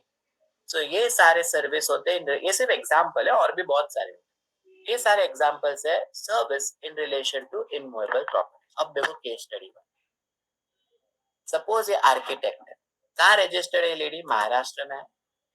ये एक इमूवेबल प्रॉपर्टी का ड्राइंग बना रही है इस रिसिपिएंट के लिए, रिसिपिएंट भी महाराष्ट्र का, तो सप्लायर भी महाराष्ट्र का है, रिसिपिएंट भी महाराष्ट्र का ही है। अब पता है ये बिल्डिंग कहाँ बन रहा है, बट ये इमूवेबल प्रॉपर्टी कंस्ट्रक्ट हो रहा है एट दिल्ली, मतलब बिल्डिंग बना है दिल्ली में। सो आर्किटेक्ट ने इनवॉइस रेज किया 5 लाख प्लस 18%। अब आर्किटेक्ट क्या CGST चार्ज करेगा या IGST करेगा? IGST। रिसिपिएंट महाराष्ट्र में है रजिस्टर्ड, बट प्रॉपर्टी बनी है दिल्ली। IGST। ठीक है, देखो तो रिसिपिएंट महाराष्ट्र में, प्रॉपर्टी दिल्ली में, तो आंसर देखो। पहली बात आइडेंटिफाई करो कौन सी नेचर, क्योंकि अगर ये जनरल सर्विस होता तो आंसर चेंज हो जाता, राइट। सो ये सर्विस है service in relation to immovable property. Place of supply क्या हो जाएगा, इमूवेबल प्रॉपर्टी में जहां भी इमूवेबल प्रॉपर्टी बन रही है वो स्टेट बन जाता है प्लेस ऑफ सप्लाई। तो भले ही रिसिपिएंट महाराष्ट्र में है, इमूवेबल प्रॉपर्टी दिल्ली में है, hence place of supply shall be what sir, Delhi. तो वापस दो चीज देखो, सप्लायर कहाँ है, Maharashtra, place of supply Delhi, different state हो गया, IGST चार्ज होगा। इस IGST का 50% किसको मिलेगा, डेस्टिनेशन स्टेट मतलब दिल्ली स्टेट को रेवेन्यू मिल जाएगा। ठीक है, तो देखो अगर ये जनरल सर्विस होता तो आंसर CGST होता। सो फर्स्ट स्टेप है आपको ढूंढना कि ये सर्विस कौन से नेचर की, ये बहुत important. Identification of nature of service is very important, correct. अब हम आते हैं केस स्टडी नंबर 2 पे। ठीक है, ये देखो केस स्टडी नंबर 2 क्या कहता है। ये एक बिल्डर है, कौन है ये, बिल्डर है। ये सर्विस दे रहा है in service in relation to immovable property. किसके लिए? ये एक रिसिपेंट है जो केरला में, उसके पास जीएसटी नंबर, जीएसटी नंबर है। कहाँ का है? केरला के पास जीएसटी नंबर है इसका, राइट। एंड ये देखो, ये प्रॉपर्टी बना रहा है, दिख रहा है? ये पूरी प्रॉपर्टी बना रहे हो उसने, केरला में जीएसटी नंबर है और ये प्रॉपर्टी पता है कहाँ बन रही है? प्रॉपर्टी बन रही है दिल्ली।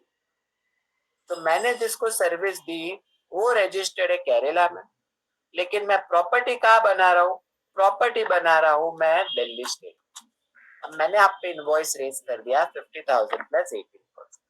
अब इसमें से अगर जो मैं आईजीएसटी चार्ज करूंगा तो वो केरला को मिलेगा कि दिल्ली को मिलेगा, ये क्वेश्चन है। केरला, दिल्ली। दिल्ली। दिल्ली, चलो ठीक है। देखो, पहला आइडेंटिफाई करो, रिसिपेंट केरला में रजिस्टर्ड है, बट हाँ इमूवेबल प्रॉपर्टी दिल्ली में।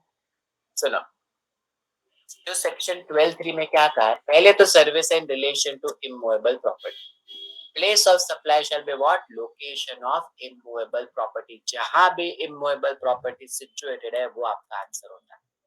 सो इमूवेबल प्रॉपर्टी कहाँ है? दिल्ली। सो प्लेस ऑफ सप्लाई हो गया दिल्ली। ओके, सो वापस supplier Maharashtra, place of supply Delhi, different state, IGST charge करूंगा, ठीक है। एंड 50% कौन से स्टेट को मिलने वाला है? दिल्ली स्टेट। डेस्टिनेशन से जो भी प्लेस ऑफ सप्लाई आपका आंसर है वो स्टेट को 50% आईजीएसटी का रेवेन्यू मिल जाए। क्लियर? सो ये केस स्टडी नंबर 2 था। अब केस स्टडी 3 पे आते हैं।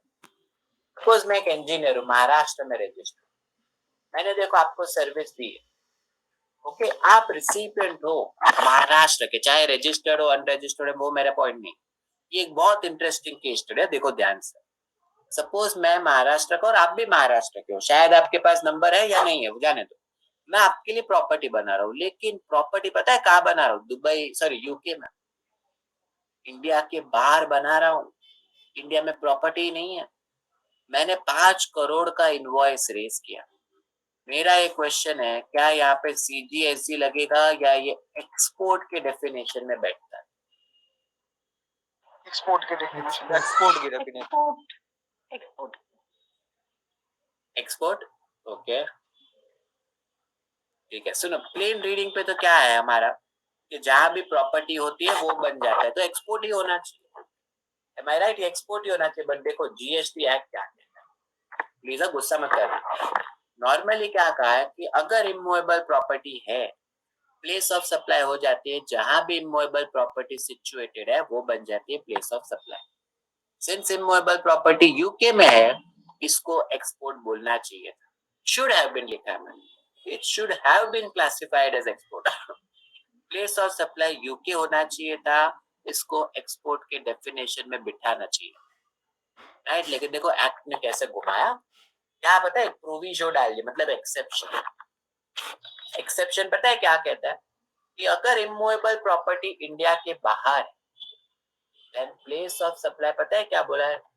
Location of recipient. मतलब जहां भी इमूवेबल रिसिपिएंट रहता है, चाहे रजिस्टर हो चाहे अनरजिस्टर हो, सिंस रिसिपिएंट इंडिया में रहता है ना, प्लेस ऑफ सप्लाई बन जाएगा इंडिया, मतलब महाराष्ट्र।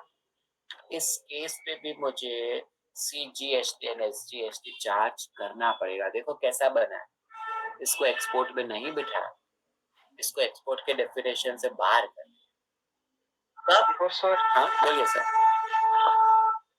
हाँ सर बोलिए बोलिए। they won't be getting benefit of GST. That's why इसको एक्सपोर्ट नहीं करके महाराष्ट्र। हाँ वही है उन्होंने यही रीजन दिया कि सिंस रिसिपिएंट इंडिया का ही है, भले ही प्रॉपर्टी इंडिया के बाहर है, रिसिपिएंट तो इंडिया का है ना, इसको एक्सपोर्ट हम नहीं करेंगे, तो इस पे भी जीएसटी लगा।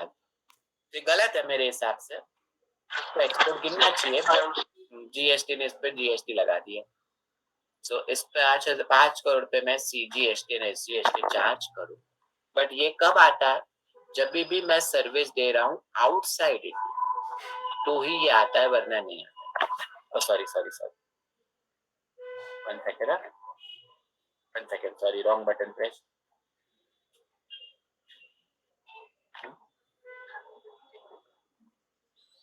ओके ठीक है, तो ये आपको होपफुली समझ गया होगा। अब केस स्टडी 4 पे आता है, ये देखो उसी से रिलेटेड है। देखो मैंने आपको सर्विस दी इमूवेबल प्रॉपर्टी, इस बार आप लोग सब रिसिपिएंट कहाँ के हो, यूके। मैंने आपके लिए प्रॉपर्टी भी कहाँ बनाई, यूके में। अभी भी मैंने 5 करोड़ का इनवॉइस रेज किया। अब बताओ क्या ये एक्सपोर्ट है या मैं सीजीएसटी लगाऊं? एक्सपोर्ट है सर। क्यों? सेम ही तो है ये एग्जाम्पल।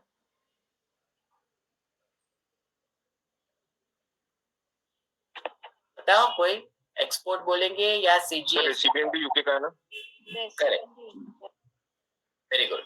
इस बार रिसिपिएंट भी यूके में एंड इमूवेबल प्रॉपर्टी भी यूके में। तो यहाँ पे क्या होगा, प्रोविजन में क्या कहा है सुनो।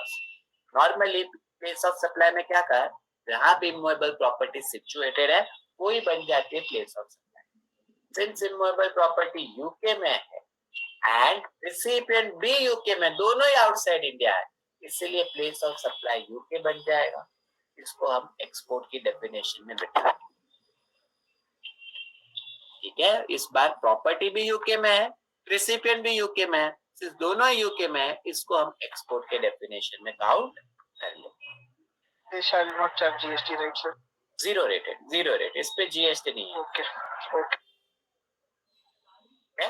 चलो अब एक बहुत ही इंटरेस्टिंग केस है, अगर आप लोग आंसर दे दिया तो very good, I will be happy. ये देखो वापस मैं सप्लायरों से महाराष्ट्र का, मैं आप लोगों के लिए ब्रिज बना रहा हूँ इस बार। ओके 1 लाख स्क्वायर फीट का है, आप भी सपोज महाराष्ट्र के हो, तो मैं भी महाराष्ट्र का, आप भी महाराष्ट्र के, मैं आपके लिए ब्रिज बना रहा हूँ। ये देखो कितना बड़ा ब्रिज बन रहा है, सॉरी। तो ये मैं आपके लिए ब्रिज, पूरा ब्रिज बना रहा हूँ 1 लाख स्क्वायर फीट का। देखो ब्रिज रेडी भी हो गया बहुत अच्छे तरीके से। अब ब्रिज में पता है इश्यू क्या है, ये ब्रिज जो मैंने आपके लिए बनाया इतना बड़ा ब्रिज है, out of 1,75,000 square feet Maharashtra में एंड 25,000 स्क्वायर फीट गुजरात में भी गया है।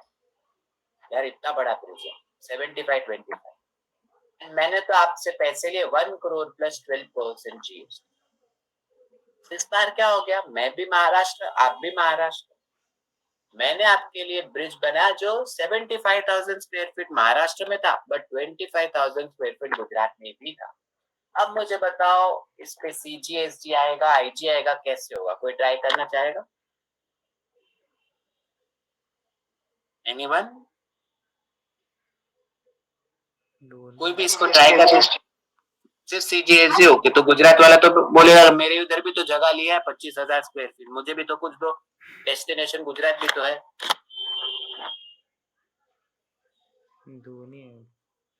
कोई means out of the box thinking डाल के कोई भी आंसर ट्राई करेगा? प्रोपोर्शनेट बेसिस पे। हाँ सर, इनवॉइस स्प्लिट होगा इसमें?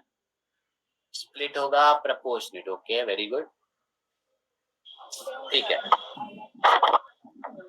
सुनो यहाँ पे होगा क्या वो सुनो।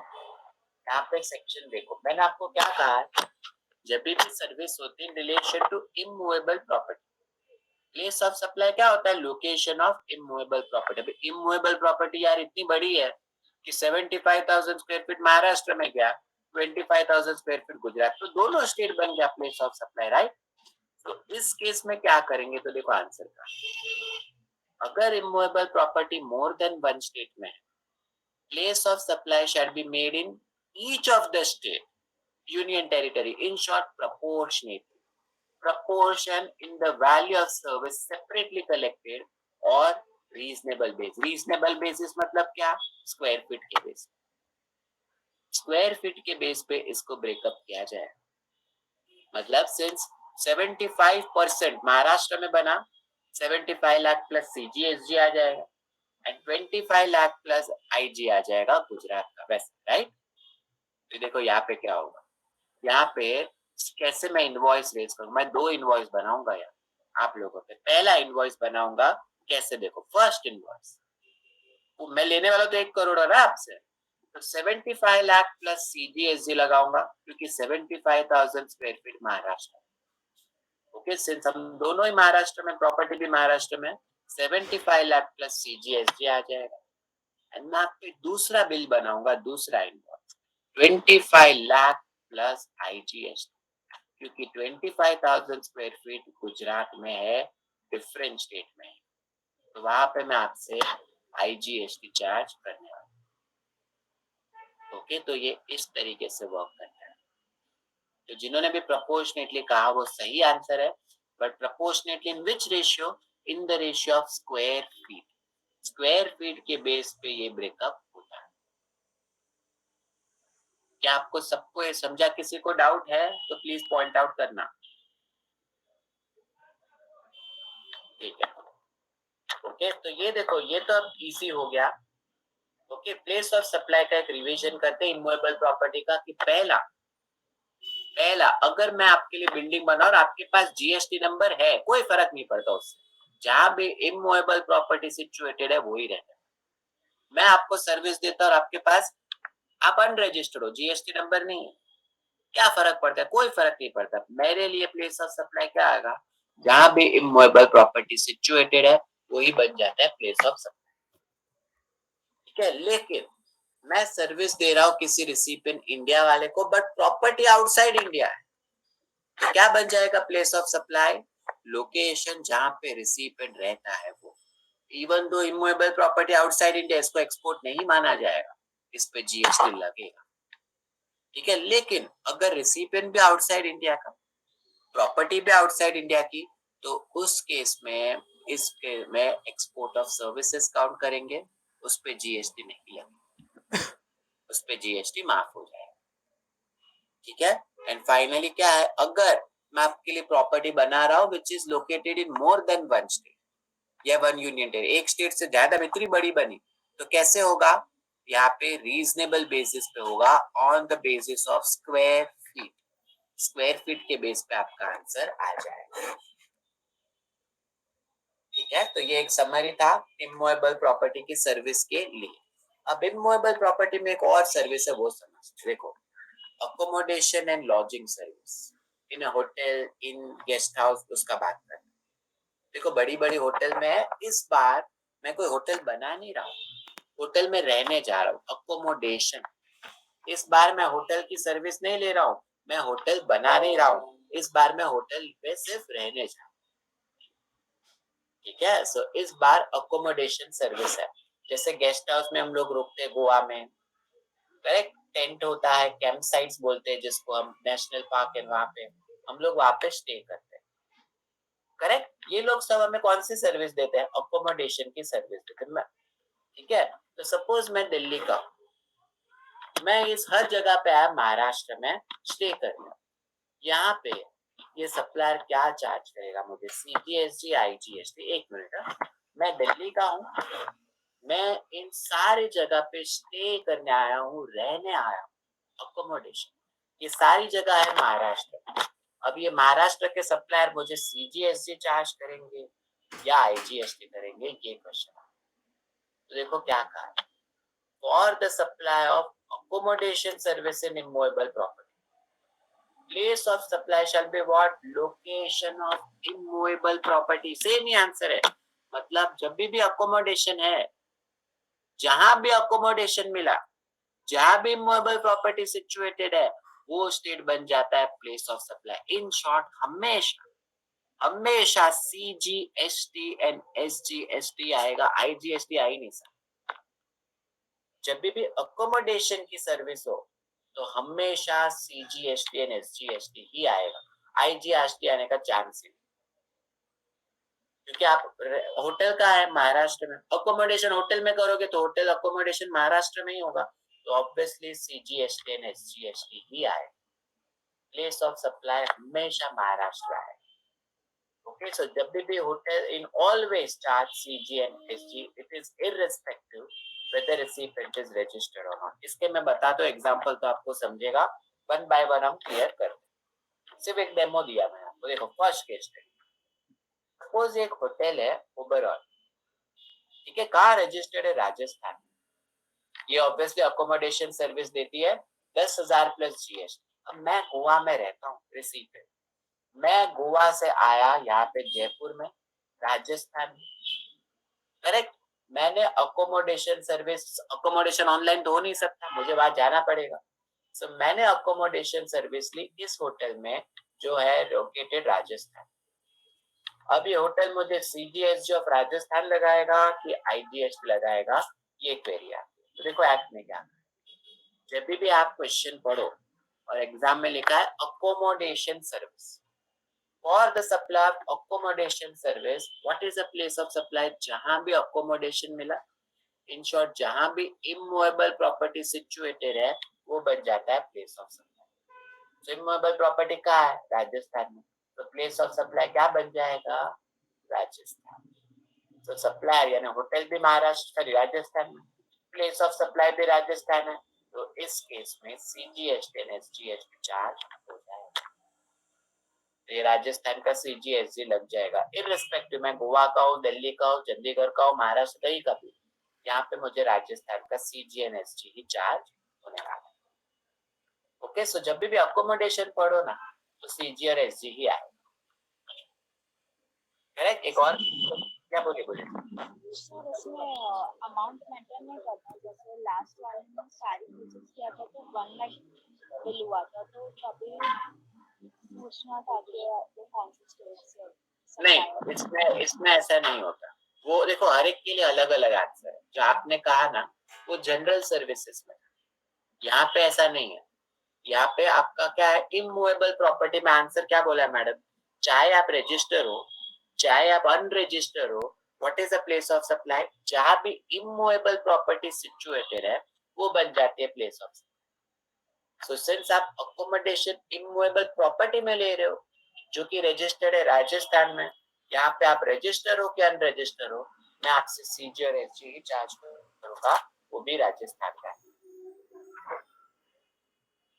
समझे मैडम?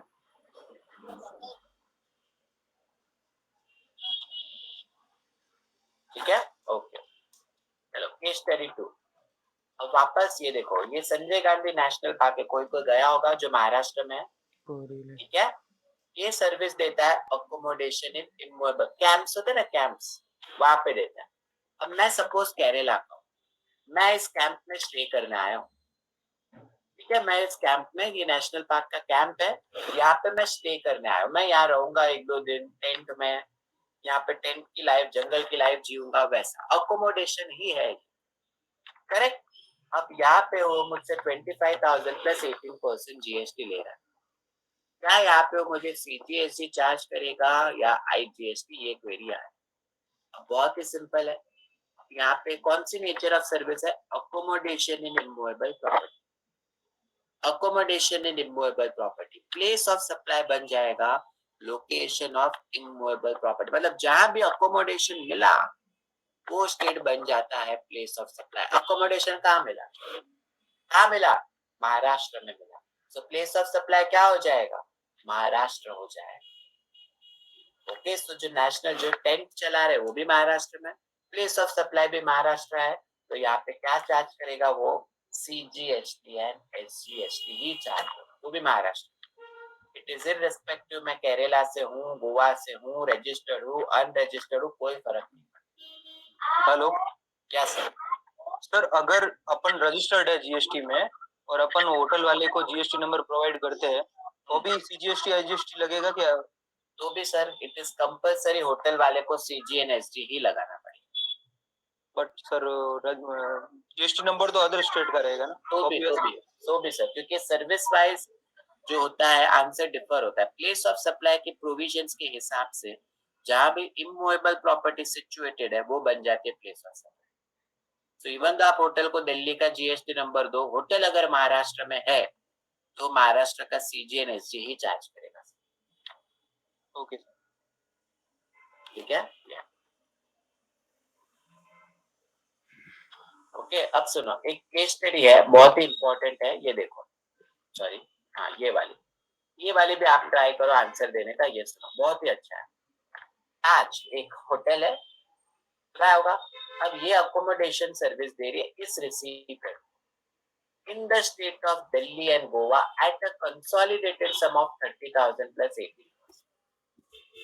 ठीक है, देखो क्या किया है ताज ने दिल्ली में एंड गोवा, 2 स्टेट में होटल है उसके, ठीक है, तो सपोज मुझे 30,000 प्लस 18% का बिल पैसे देने हैं, एंड मैं दिल्ली में भी रह सकता हूँ, गोवा में भी रह सकता हूँ, दोनों अलग अलग स्टेट में मैं तो स्टे करूंगा। ये देखो ये रिसिपेंट, इससे 30,000 प्लस 18% दिया। अब ये रिसिपेंट क्या कर रहा है, 2 नाइट एंड 3 डेज रुका दिल्ली ताज में, एंड 1 नाइट एंड 2 डेज रुका गोवा ताज में। इसके लिए उसने 30,000 प्लस 18% पे किया। अब क्वेरी आ रही है, इस 30,000 पे जीएसटी ताज कैसे लगा है? आप कोई ट्राई करना चाहेगा? इस पे कैसे वर्क करेगा? दो अलग अलग स्टेट में स्टे करके आया हूं मैं, अब इसमें कैसे वर्क करेगा, ये एक इम्पोर्टेंट पॉइंट है।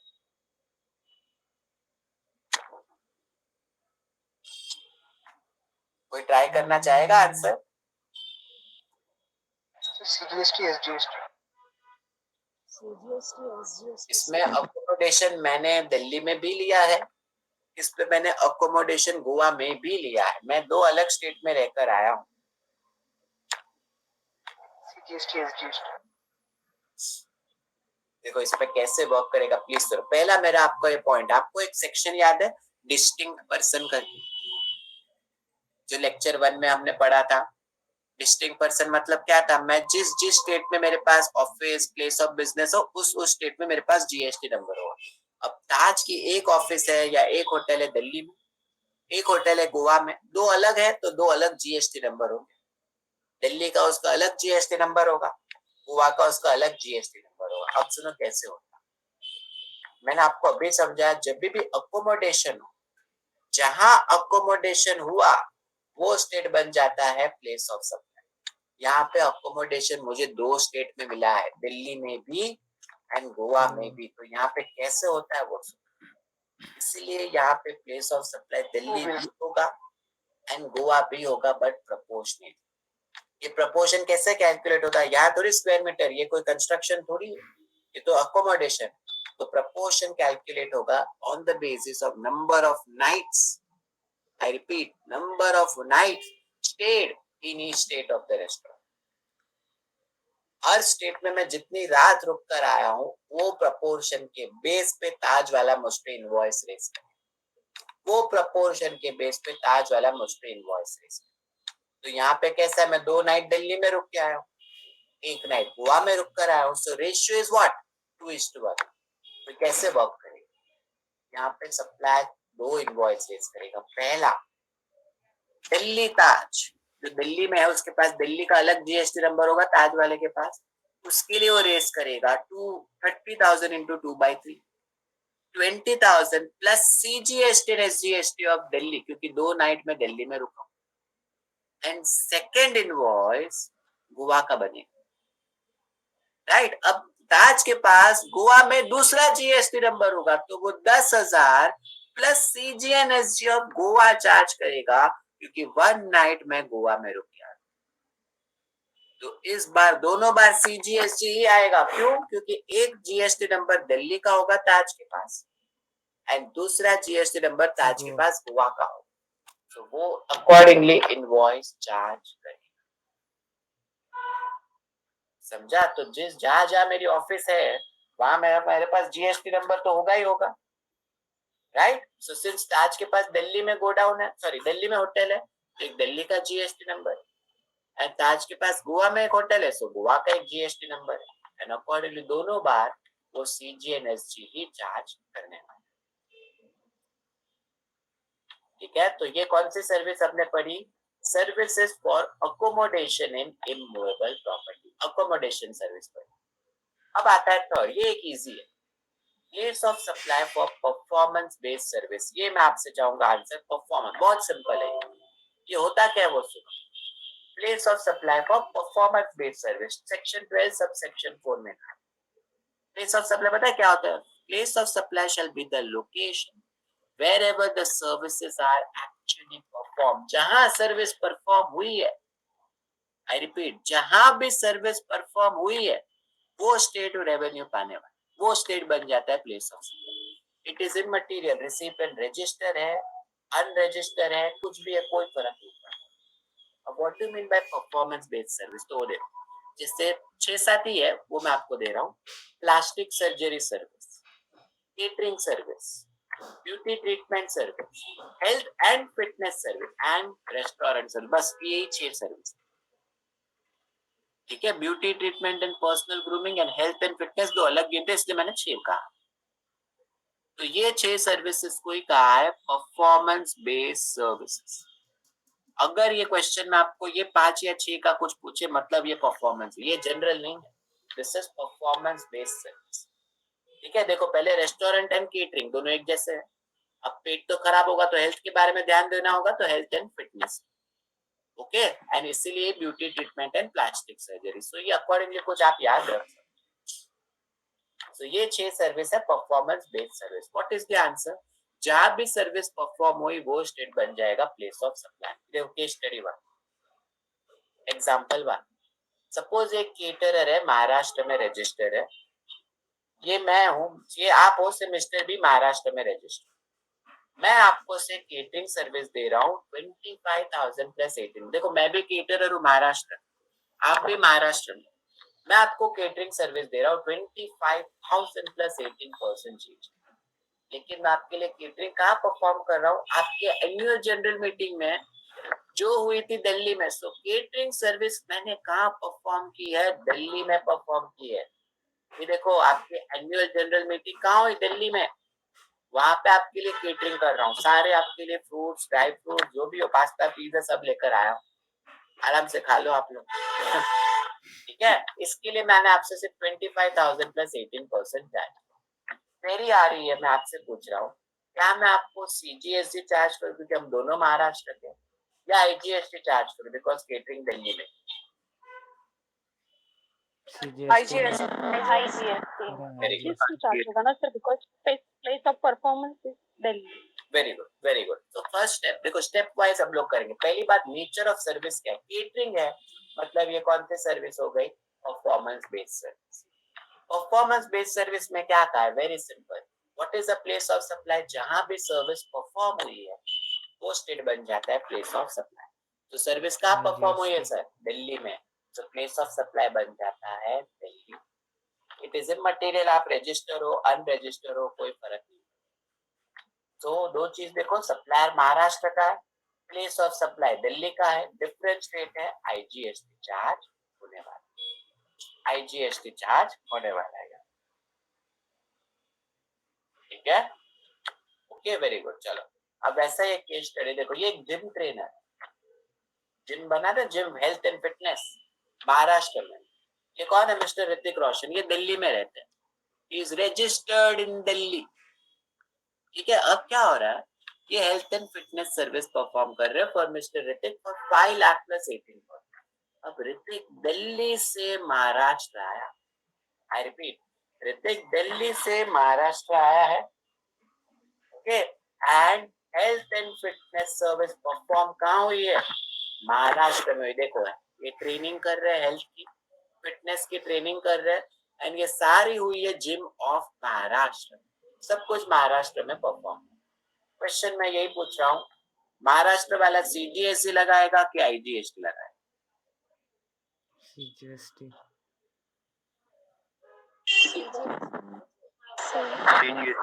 CGST, very good. चलो ये सही है। पहले आइडेंटिफाई करो हेल्थ एंड फिटनेस कहाँ बैठता है? Performance based service. Place of supply क्या होता है? Location where the services are perform.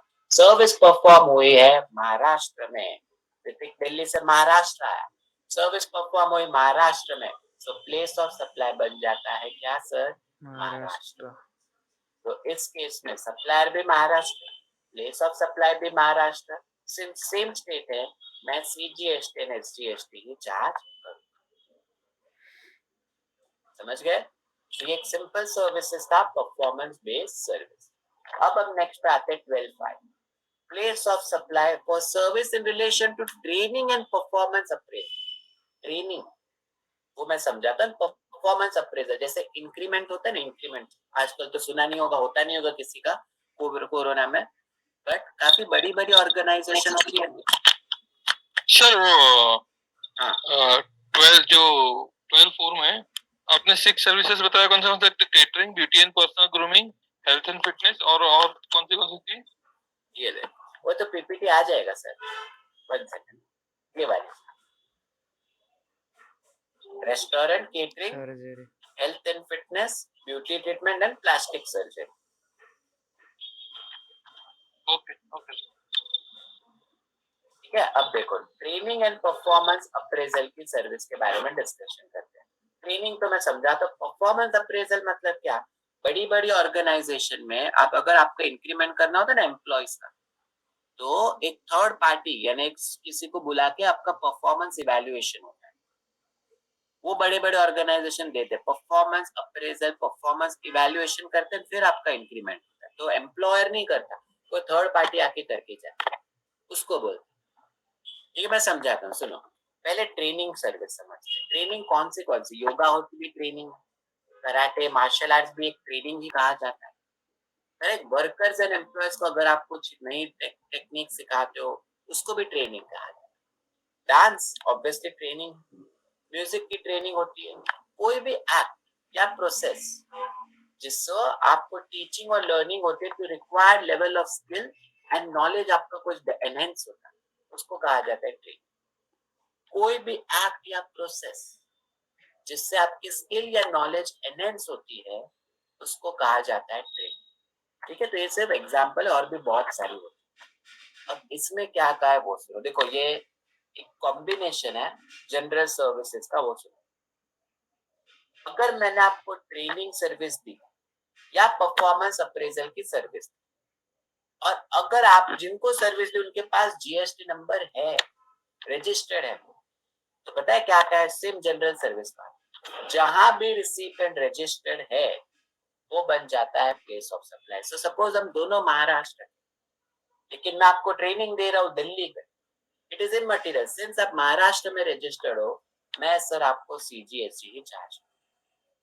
लेकिन अगर आप अनरजिस्टर्ड हो, आपके पास जीएसटी नंबर नहीं है, ठीक है, हम दोनों मैं महाराष्ट्र का और आपसे, आप भी महाराष्ट्र के, हम दोनों महाराष्ट्र के, बट आपके पास जीएसटी नंबर नहीं। मैं आपको डांस की ट्रेनिंग दे रहा हूँ दिल्ली में, तो क्या कहा पता है? Place of supply shall be the location where the services are perform. तो ये इस तरीके से बना है, ये कुछ इस तरीके से बना है।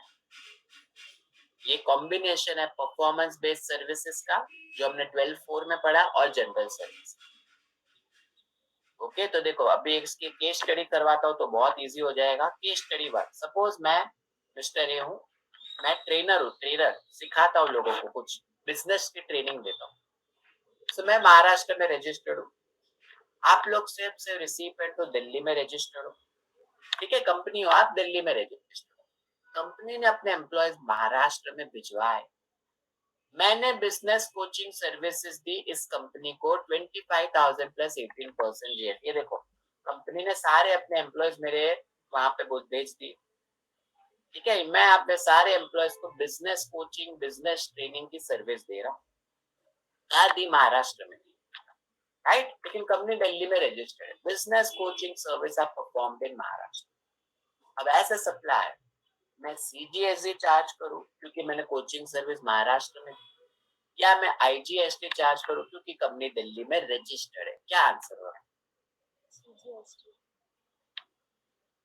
सीजीएसटी। ओके, चलो सही आंसर है। सुनो, पहले आइडेंटिफाई करो कौन सी सर्विस है ये। एग्जाम में यही सबसे बड़ी चीज होती है, आइडेंटिफिकेशन। क्या सर्विस है? बिजनेस ट्रेनिंग, ट्रेनिंग सर्विसेज है। 12(5) में क्या कहा कि अगर रिसिपेंट रजिस्टर्ड है, place of supply shall be the location जहां भी रिसिपेंट रजिस्टर्ड है। तो ट्रेनिंग सर्विस में क्या कहा है? अगर रिसिपेंट रजिस्टर्ड है, जहां भी रिसिपेंट रजिस्टर्ड है वो बन जाता है प्लेस ऑफ सप्लाई। तो सिंस रिसिपेंट दिल्ली में रजिस्टर्ड है, प्लेस ऑफ सप्लाई बन जाएगा क्या सर? दिल्ली। दिल्ली बन जाएगा प्लेस ऑफ सप्लाई। ठीक है, दिल्ली बन जाएगा प्लेस ऑफ सप्लाई यहाँ पे। क्लियर? ठीक है, तो देखो सप्लायर महाराष्ट्र में, प्लेस ऑफ सप्लाई दिल्ली में आ जाएगा। यहाँ पे सिंस डिफरेंट स्टेट है, मैं क्या चार्ज करूंगा? आईजीएसटी चार्ज करूंगा यहाँ। Okay, very good. चलो एक और केस स्टडी करते हैं। ये देखो, ये कौन है? सपोज मैं एक डांस ट्रेनर हूँ, कुछ भी बन जाते हैं, महाराष्ट्र में रजिस्टर्ड हूँ, ये कुछ बच्चे हैं गुजरात, मुझे वो कॉन्ट्रैक्ट में I have to teach them dance, so मैं डांस कोचिंग की सर्विस दूंगा 25,000 प्लस 18, बट मैं गुजरात जाऊंगा, मैं सर्विस परफॉर्म करूंगा गुजरात में। देखो ये कुछ बच्चे हैं, मैं महाराष्ट्र से गुजरात गया हूँ, मैं इनको डांस की ट्रेनिंग दे रहा हूँ, कोचिंग दे रहा हूँ, कहाँ दे रहा हूँ? इन द स्टेट ऑफ गुजरात, ठीक है। इसके लिए मैं कुछ उनसे 25,000 प्लस 18% चार्ज कर रहा हूँ। अब यहाँ पे बताओ, क्या मैं सीजीएसटी चार्ज करूँ या मैं आईजीएसटी चार्ज करूँ?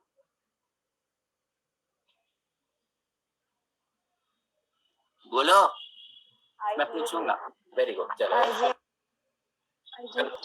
करेक्ट। यहाँ पे सबसे पहले है आइडेंटिफिकेशन।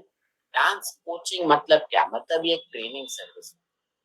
12(5) में क्या कहा है? अगर रिसिपिएंट अनरजिस्टर्ड है, जीएसटी नंबर नहीं है, ठीक है, ट्रेनिंग सर्विस है, जीएसटी नंबर नहीं। प्लेस ऑफ सप्लाई क्या होता है? Location where the services are actually perform. तो सर्विस कहाँ परफॉर्म हुई? गुजरात में, सो प्लेस ऑफ सप्लाई हो जाएगा गुजरात। सप्लायर महाराष्ट्र का, प्लेस ऑफ सप्लाई गुजरात का, डिफरेंट स्टेट में क्या चार्ज करूंगा?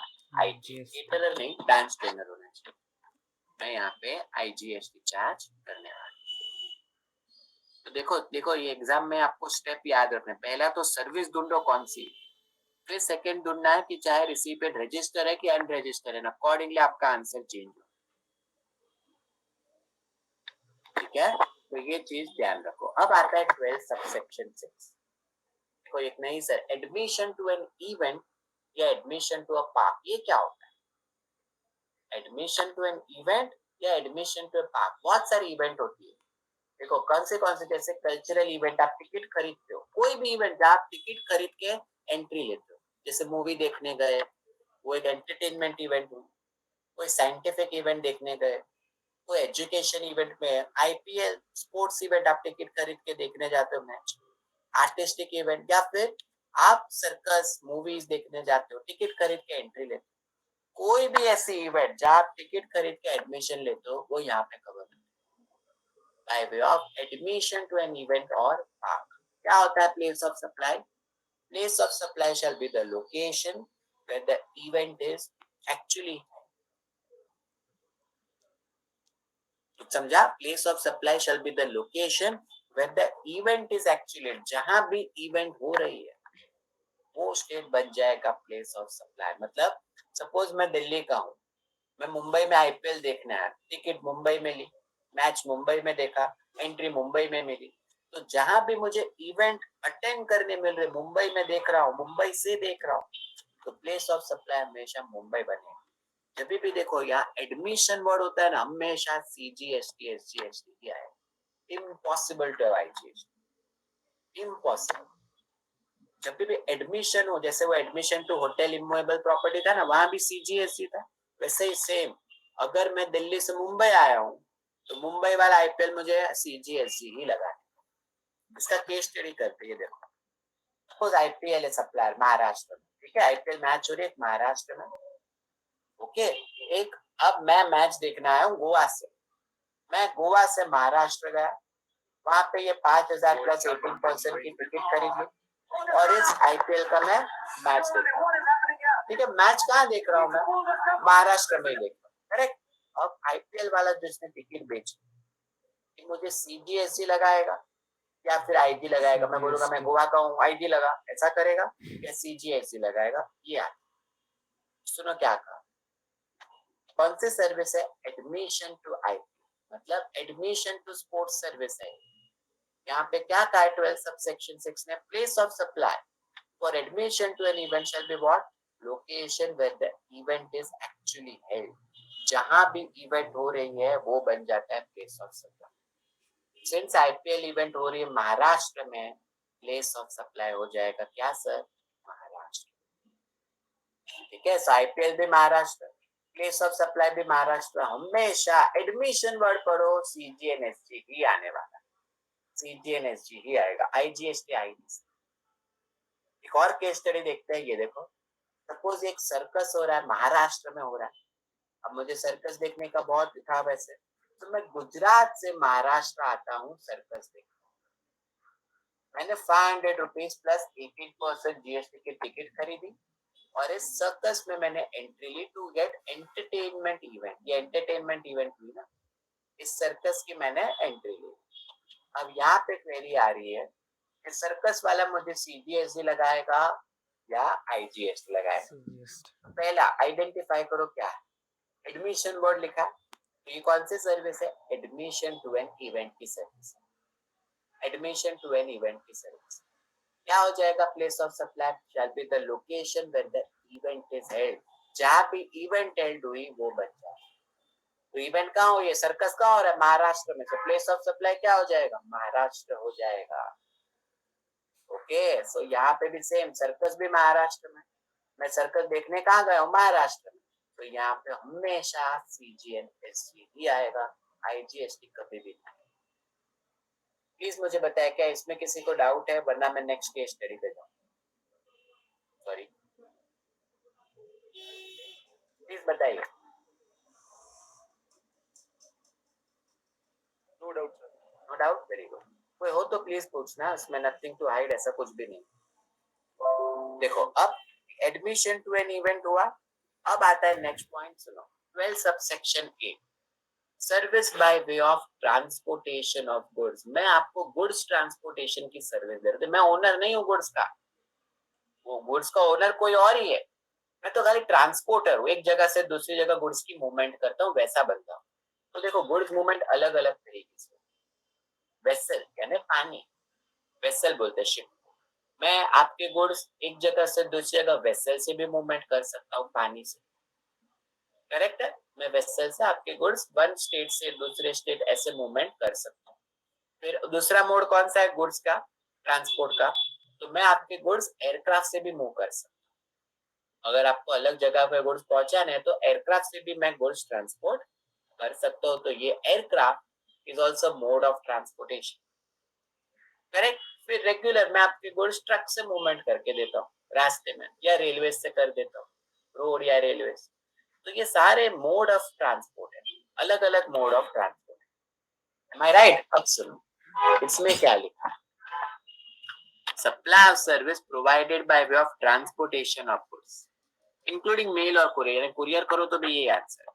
सपोज मैंने आपके गुड्स मूवमेंट कर दी और आपके पास जीएसटी नंबर है, आपके पास जीएसटी नंबर है। अब पहले सुन लो, सपोज हम दोनों महाराष्ट्र के, मैंने आपके गुड्स महाराष्ट्र से लोड किए और मैं दिल्ली जा रहा हूँ, ठीक है।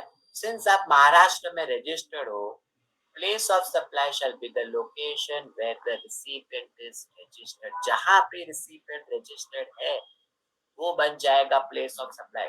मैं कहां पे भी गुड्स लोड करूं, कहीं पे भी गुड्स अनलोड करूं, उससे कोई फर्क नहीं। जहां भी आप रिसिपिएंट रजिस्टर्ड है वो बन जाता है प्लेस ऑफ सप्लाई। लेकिन अगर रिसिपिएंट अनरजिस्टर्ड, जीएसटी नंबर नहीं है, तो क्या है पता है? Place of supply shall be the location wherever the goods are loaded या handed over for transportation। मैं समझाऊंगा कैसे हो। मतलब जहां पे भी गुड्स लोड किए, जहां पे भी आपने मुझे गुड्स हैंड ओवर किए, वो स्टेट बन जाएगा प्लेस ऑफ सप्लाई। नहीं समझा होगा कुछ भी, वेट 1 मिनट, आपको समझा। देखो केस स्टडी से समझ। सपोज मैं एक ट्रांसपोर्टर हूँ, सॉरी सपोज कोई ट्रांसपोर्टर है, मैं रिसीपिएंट हूँ, मेरे गुड्स ट्रांसपोर्ट करके दे।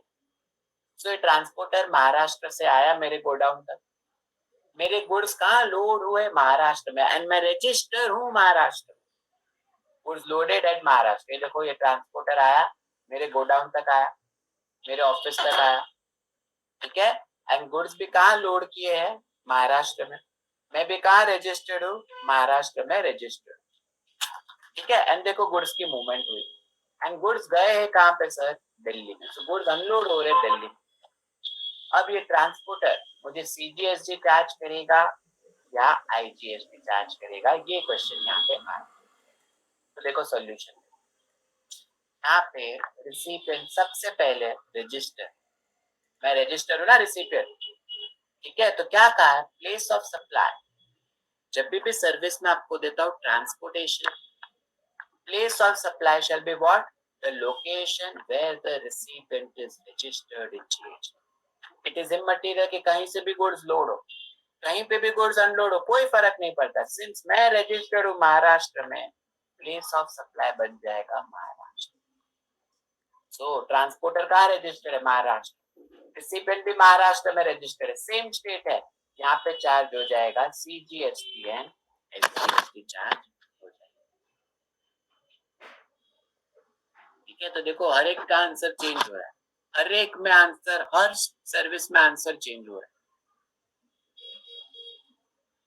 ठीक है, तो प्लेस ऑफ सप्लाई बहुत कंफ्यूजिंग है, बट एक बार आप फिर से रिवाइज कर लोगे, इसकी क्लिप मैं आपको भिजवाऊंगा, आज ही भिजवा दूंगा, डोंट वरी. तो आपको ये पूरा चैप्टर रिवाइज करना होगा कल तक, ताकि नेक्स्ट संडे आपको कोई डाउट ना. ये देखो केस स्टडी 2 करते. सपोज मैं गुड्स मूवमेंट कर रहा हूँ थ्रू एयरक्राफ्ट. इस बार मैं गोवा का हूँ बट अनरजिस्टर्ड हूँ, एयरक्राफ्ट से गुड्स की मूवमेंट कर रहा हूँ. तो एयरक्राफ्ट महाराष्ट्र में रजिस्टर्ड है, महाराष्ट्र से गोवा आया, मैंने गुड्स को लोड किया, हैंड ओवर किया इन the state of Goa.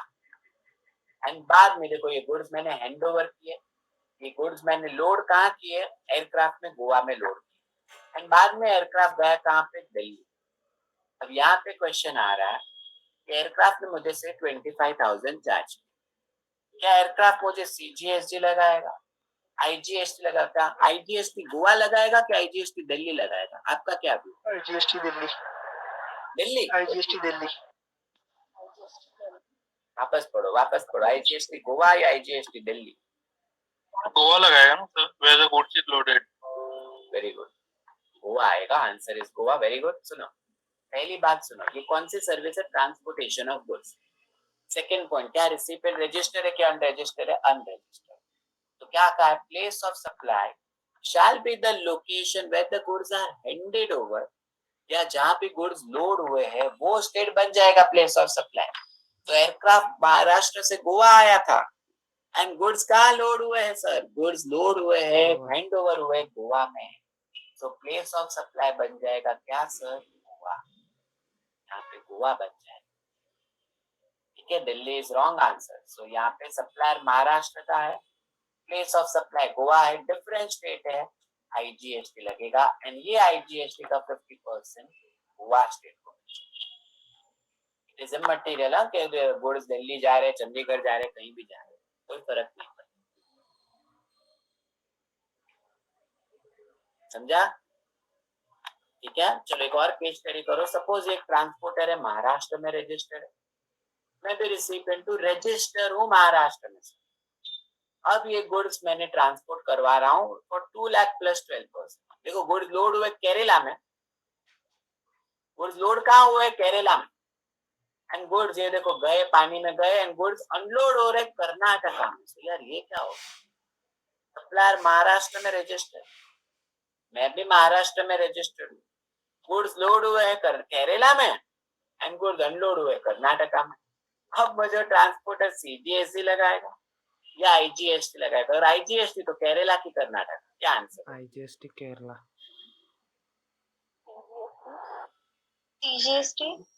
CGST लगाएगा.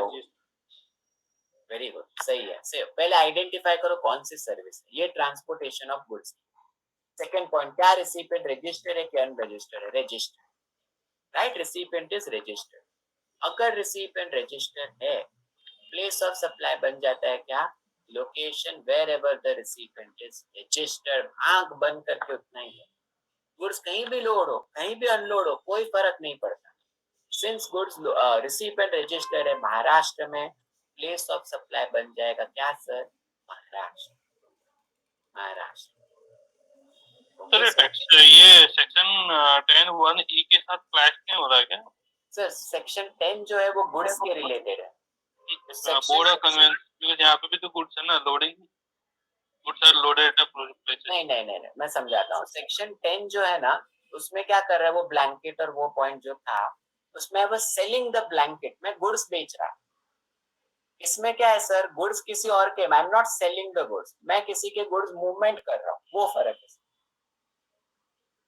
तो सेक्शन 10(1)(e) में board or conveyance, when the place of supply is on the board or conveyance, correct, तो वहाँ पे हाँ वो अग्री। वो इसके वो और ये दोनों मतलब सिमिलर नहीं है क्या? नहीं नहीं नहीं, वो बहुत फर्क। उसमें क्या है सर, मेरे ही गुड्स मैं लोड कर रहा हूँ एंड मेरे ही गुड्स मैं सेल कर रहा हूँ, मैं ट्रांसपोर्ट नहीं कर रहा था उसमें। इस केस में क्या है सर, गुड्स आपके हैं, मैं खाली आपके गुड्स ट्रांसपोर्ट करके दे रहा हूँ एक जगह से दूसरी जगह। सो वो गुड्स का सेक्शन है सर, ये सर्विसेज का सेक्शन है, दोनों में फर्क है सर। Okay okay good. तो इसमें invoice is going to the transporter, invoice is being raised by the transporter, raised by the transporter. या okay to on the supplier. Correct, Okay. ठीक है। तो इसमें ट्रांसपोर्टर महाराष्ट्र में रजिस्टर्ड है एंड प्लेस ऑफ सप्लाई भी महाराष्ट्र, सेम स्टेट है, तो सीजी एंड एसजी चार्ज होगा। इन मटेरियल गुड्स कहीं भी लोड हो रहे हो कहीं भी अनलोड हो रहे हो कोई फर्क नहीं पड़ता। लेकिन इसी एग्जांपल, हाँ बोलिए बोलिए। यही अगर अनरजिस्टर्ड होता, हाँ वही है, और गुड्स जो है केरला से लोड होता, वही केस तो आईजीएसटी लगता। बता दो, ये देखो वही एग्जांपल वापस है। जैसे ट्रांसपोर्टर महाराष्ट्र में, इस बार में अनरजिस्टर्ड, ठीक है। वापस मुझे तो ये ट्रांसपोर्टर ट्रक ड्राइवर जो भी हो सिर्फ गुड्स ट्रांसपोर्ट करके दे 1 लाख प्लस 12% का। इस बार मेरे लिए गुड्स लोड हुए केरला में, देखो लोड हुए हैंड ओवर हुए केरला में, एंड गुड्स अनलोड कहाँ हो रहे, गोवा में हो रहे। अब वापस मैं पूछ रहा हूँ, अब वो जो 1 लाख पे है उस पे सीजीएसटी लगेगा या आईजी? अगर आईजी तो आईजीएसटी केरला या IGST Goa? IGST Goa. IGST Kerala. IGST Goa. क्यों Goa sir? Goods load Goa से हुए ना सर। नहीं, गुड्स लोड हुए केरला में, ये देखो सर, GST केरला लगेगा। गुड्स लोड हुए केरला अच्छा में। सॉरी गुड्स लोड हुए केरला से, सॉरी सर मैं वो देखा नहीं। ठीक है। तो यहाँ पे क्या होगा, ये देखो सॉल्यूशन, ये पे ट्रांसपोर्टेशन ऑफ गुड्स की सर्विस है ये, and recipient unregistered. Place of supply क्या होता है, अगर रिसिपिएंट अनरजिस्टर्ड है, place of supply shall be the location where the goods are handed over for transportation, या जहां भी लोड। एग्जाम में लोड हुए मत लिखना, एग्जाम में लैंग्वेज लिखना where the goods are handed over for transportation, ठीक है। तो गुड्स हैंड ओवर कहाँ हुआ है, केरला में हुए हैं, सो प्लेस ऑफ सप्लाई बन जाएगा केरला। दो ही चीज देखो, ट्रांसपोर्टर है महाराष्ट्र में, प्लेस ऑफ सप्लाई केरला बन गया, डिफरेंट स्टेट है, आईजीएसटी चार्ज हो जाएगा, ठीक है। एंड इसमें से 6,000 रुपीज किसको मिल जाएगा, 50% केरला स्टेट, जो डेस्टिनेशन स्टेट है, कंज्यूमिंग स्टेट को मिल जाएगा।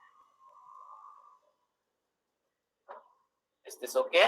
अब जैसे गुड्स का किया ना, सॉरी, वैसे ही सर्विसेज का है। देखो place of supply for transportation of passenger, देखो अभी जो हमने किया 12 सबसेक्शन 8, उसमें मैं गुड्स ट्रांसपोर्ट करता है, ये पे 12। हाँ बोलिए सर। सर उसका पिछली वाली स्लाइड का थोड़ा सा आईजीएसटी का वापस बताइए ना सर। हाँ सर बोलिए। सर केरला में हो गया, प्लेस ऑफ सप्लाई केरला है और वो बराबर था। हाँ। जो गुड्स हैंडओवर हुआ है, तो सर वो आईजीएसटी का मुझे समझ नहीं आया। ये देखो सर, गुड्स मैं अनरजिस्टर्ड हूँ, गुड्स लोड हुए हैं केरला में एंड गुड्स अनलोड हो रहे हैं गोवा में, मैं राइट? तो मैंने आपसे क्वेरी पूछी प्लेस ऑफ सप्लाई क्या होगा, तो ये पहली चीज है unregistered, right? So what is the place of supply, wherever the goods are handed over या wherever the goods are loaded. So goods hand over कहाँ हुए सर, मुझे Kerala, so place of supply क्या हो जाएगा sir, Kerala. इतना clear है sir? Yes sir. तो अब इसमें दो ही चीज देखनी है, पहला लोकेशन ऑफ सप्लायर, सप्लायर का लोकेशन है महाराष्ट्र, प्लेस ऑफ सप्लाई है केरला, सिंस डिफरेंट स्टेट है, तो मैं क्या चार्ज किया, ट्रांसपोर्टर क्या चार्ज करेगा, आईजीएसटी। Yes sir. करेक्ट। इस आईजीएसटी में जो 1 लाख लगेगा उसमें से 50% डेस्टिनेशन स्टेट मतलब केरला को मिल जाएगा। Okay sir. Yes sir. Okay, तो ये वही था। Yes sir. चलो अब हम नेक्स्ट पे आते हैं, ट्रांसपोर्टेशन ऑफ पैसेंजर, गुड्स तो मूवमेंट हो गए, अब आ रहा है services by way of transportation of passenger. ये बहुत इंपॉर्टेंट, देखो पैसेंजर का ट्रांसपोर्टेशन कैसे होता है, बस से होता है, फेरी से होता है, करेक्ट, या एयरक्राफ्ट से होता है, अलग अलग रेलवेज भी होते हैं, ऑब्वियसली रेलवेज भी होते हैं, ये सारी चीजों से ट्रांसपोर्टेशन ऑफ पैसेंजर होता है। अब ये डिट्टो गुड्स की लाइन में सेम ही है, कोई फर्क ही नहीं है, सेम आंसर। ये देखो अगर मैं आपको सर्विस दे रहा हूँ ट्रांसपोर्टेशन ऑफ पैसेंजर और आप रजिस्टर्ड रिसिपिएंट हो, मतलब आपके पास जीएसटी नंबर है, प्लेस ऑफ सप्लाई पता है क्या हो जाएगा, जहां भी आप रजिस्टर्ड हो वो बन जाता है place of supply. Wherever the recipient is registered, that state will become the place of supply. लेकिन अगर रिसिपिएंट अनरजिस्टर्ड, मतलब जीएसटी नंबर नहीं है, मैं आपको ट्रांसपोर्टेशन की सर्विस दे रहा हूँ बस में, आपके पास जीएसटी नंबर नहीं, what is a place of supply, you know, जहां भी आपने जर्नी एम्बार्क की, मतलब जर्नी स्टार्ट, बैठे जहाँ सॉरी जहाँ से बोर्ड हुए सर। हाँ बोर्ड हुए, वर्ड करेक्ट। सी गुड्स में क्या था, गुड्स आर लोडेड, पैसेंजर को तो मैं लोड नहीं कर सकता ना, सो बोर्ड बोर्ड सर, हाँ मैं आपको नहीं बोल रहा, मैं सिर्फ अपने बोल रहा हूँ, आपने सही बोला, सॉरी सर सॉरी।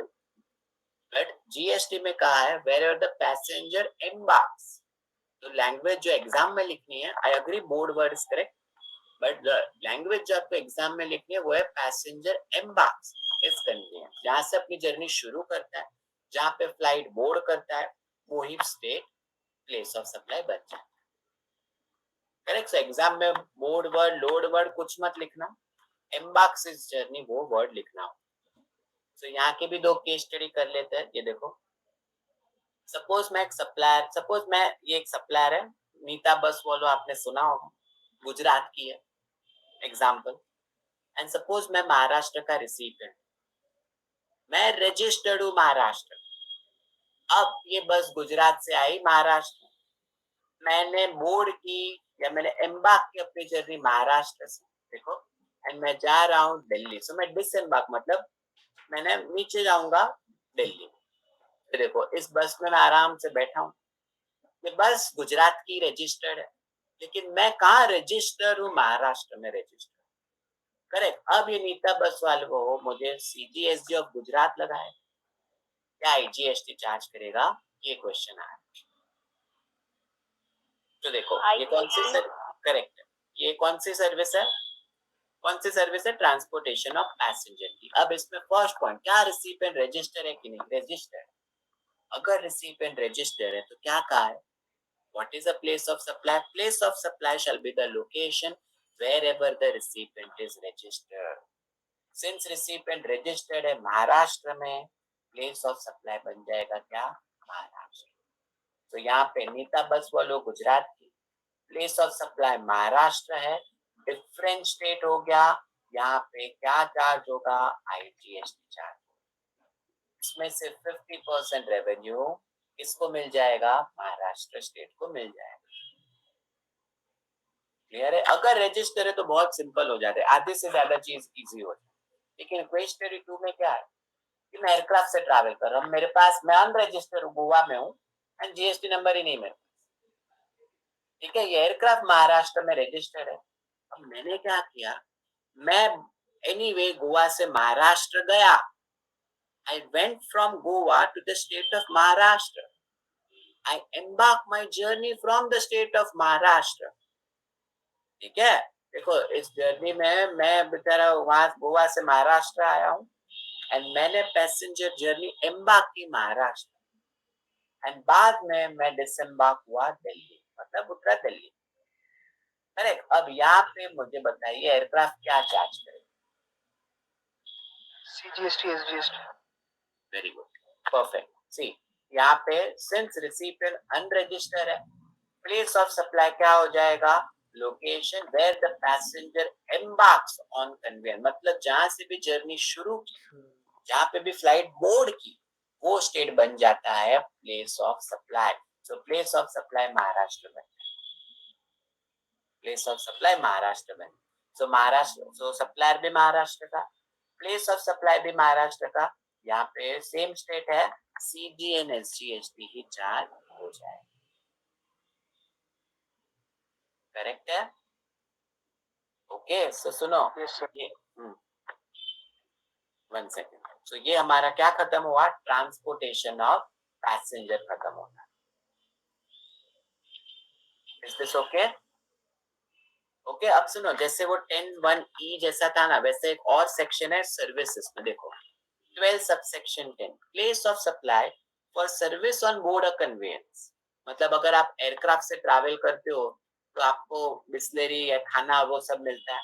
फूड हमेशा सर्विस में काउंट करते हैं ये लोग, ठीक है। केटरिंग, आपको एयरक्राफ्ट में ट्रैवल करते हो तो आपको खाना पीना सब मिलता है, गेम्स के मिलते हैं, तो ये सब सर्विस है, ये गुड्स नहीं है। इसके लिए सपोज आपको एक्स्ट्रा चार्ज किया जा रहा है, एक्स्ट्रा पैसे लिए जा रहे हैं, करेक्ट। सो इसमें क्या कहा है, place of supply shall be the location of first schedule point of departure. मतलब वहां पे क्या था, गुड्स में क्या था 10(1)(e) में कि जहां पे आपने गुड्स को लोड किया वही बन जाता है प्लेस ऑफ सप्लाई। यहाँ पे क्या बोला है, place of supply shall be the location of first schedule point of departure. It is immaterial received in register act. मैं आपको एग्जांपल से समझाऊं।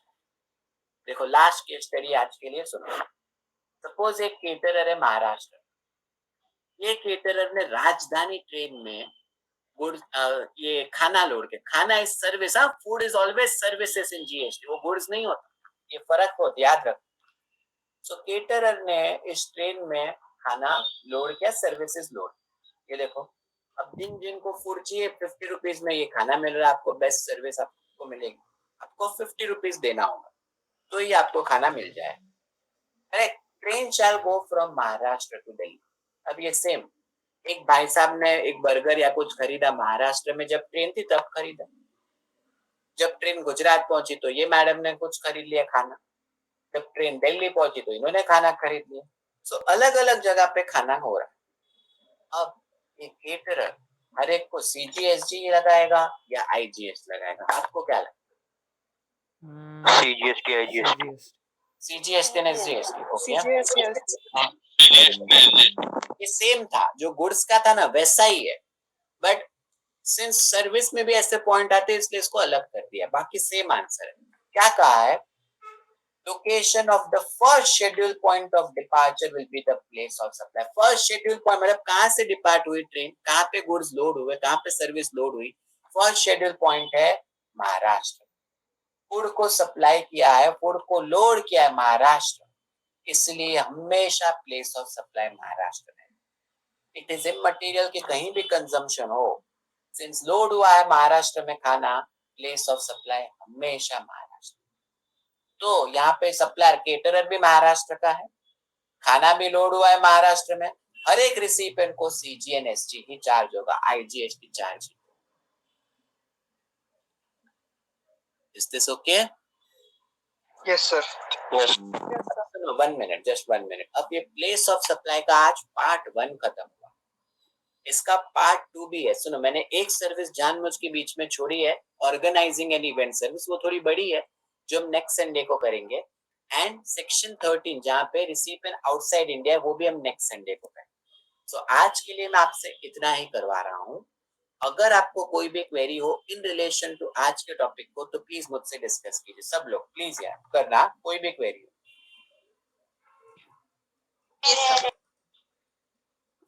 क्या यस सर, क्वेरी है कि नहीं है? एक बार पढ़ने के बाद बताएंगे सर। Very good. ठीक है, ठीक है। इसका जो भी रिकॉर्डिंग है वो मेरे पास है, तो वो मैं आपको ग्रुप पे शेयर कर देता हूँ। कुछ मेंबर्स आज कम होंगे, कम थे पता नहीं for some reason, and next Sunday भी शायद गणपति है तो कुछ मेंबर्स कम हो सकते हैं, बट इट इज ओके, मुझे तो लेक्चर लेना पड़ेगा। तो अगर कन्वीनियंट हो तो please attend next Sundays lecture, बहुत ही डेंजरस टॉपिक है प्लेस ऑफ सप्लाई, इसलिए बोल रहा हूँ। Sure sir.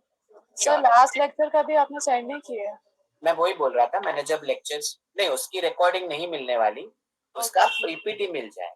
कुछ ही रिकॉर्डिंग मुझे अलाउड है, सारी रिकॉर्डिंग मुझे अलाउड नहीं है, क्योंकि ये मेरी यूट्यूब चैनल है तो मैं सारा शेयर नहीं कर सकता, मुझे इंस्टीट्यूट से अलाउड नहीं। कुछ ही रिकॉर्डिंग जो मुझे कहा गया है वो मैं आपको मैं शेयर करूंगा। Okay sir. सर फिर पीपीटी शेयर करेंगे। पीपीटी मेरी सारे रेडी हो गए तो मैं आपको वो सारे ये आज शेयर कर दूंगा। Okay sir. Sir last lecture का पीडीएफ भी नहीं दिया ना सर? हाँ वही बोल रहा हूँ, वो रह गया है, वो मेरा रेडी नहीं था, अभी रेडी हो गया है तो आज मैं भिजवा दूंगा। ठीक है, तो आज के लिए इतना ही था। अब हम नेक्स्ट संडे मिलेंगे। चलो, thank you so much. Thank you so much, sir. Thank you, sir.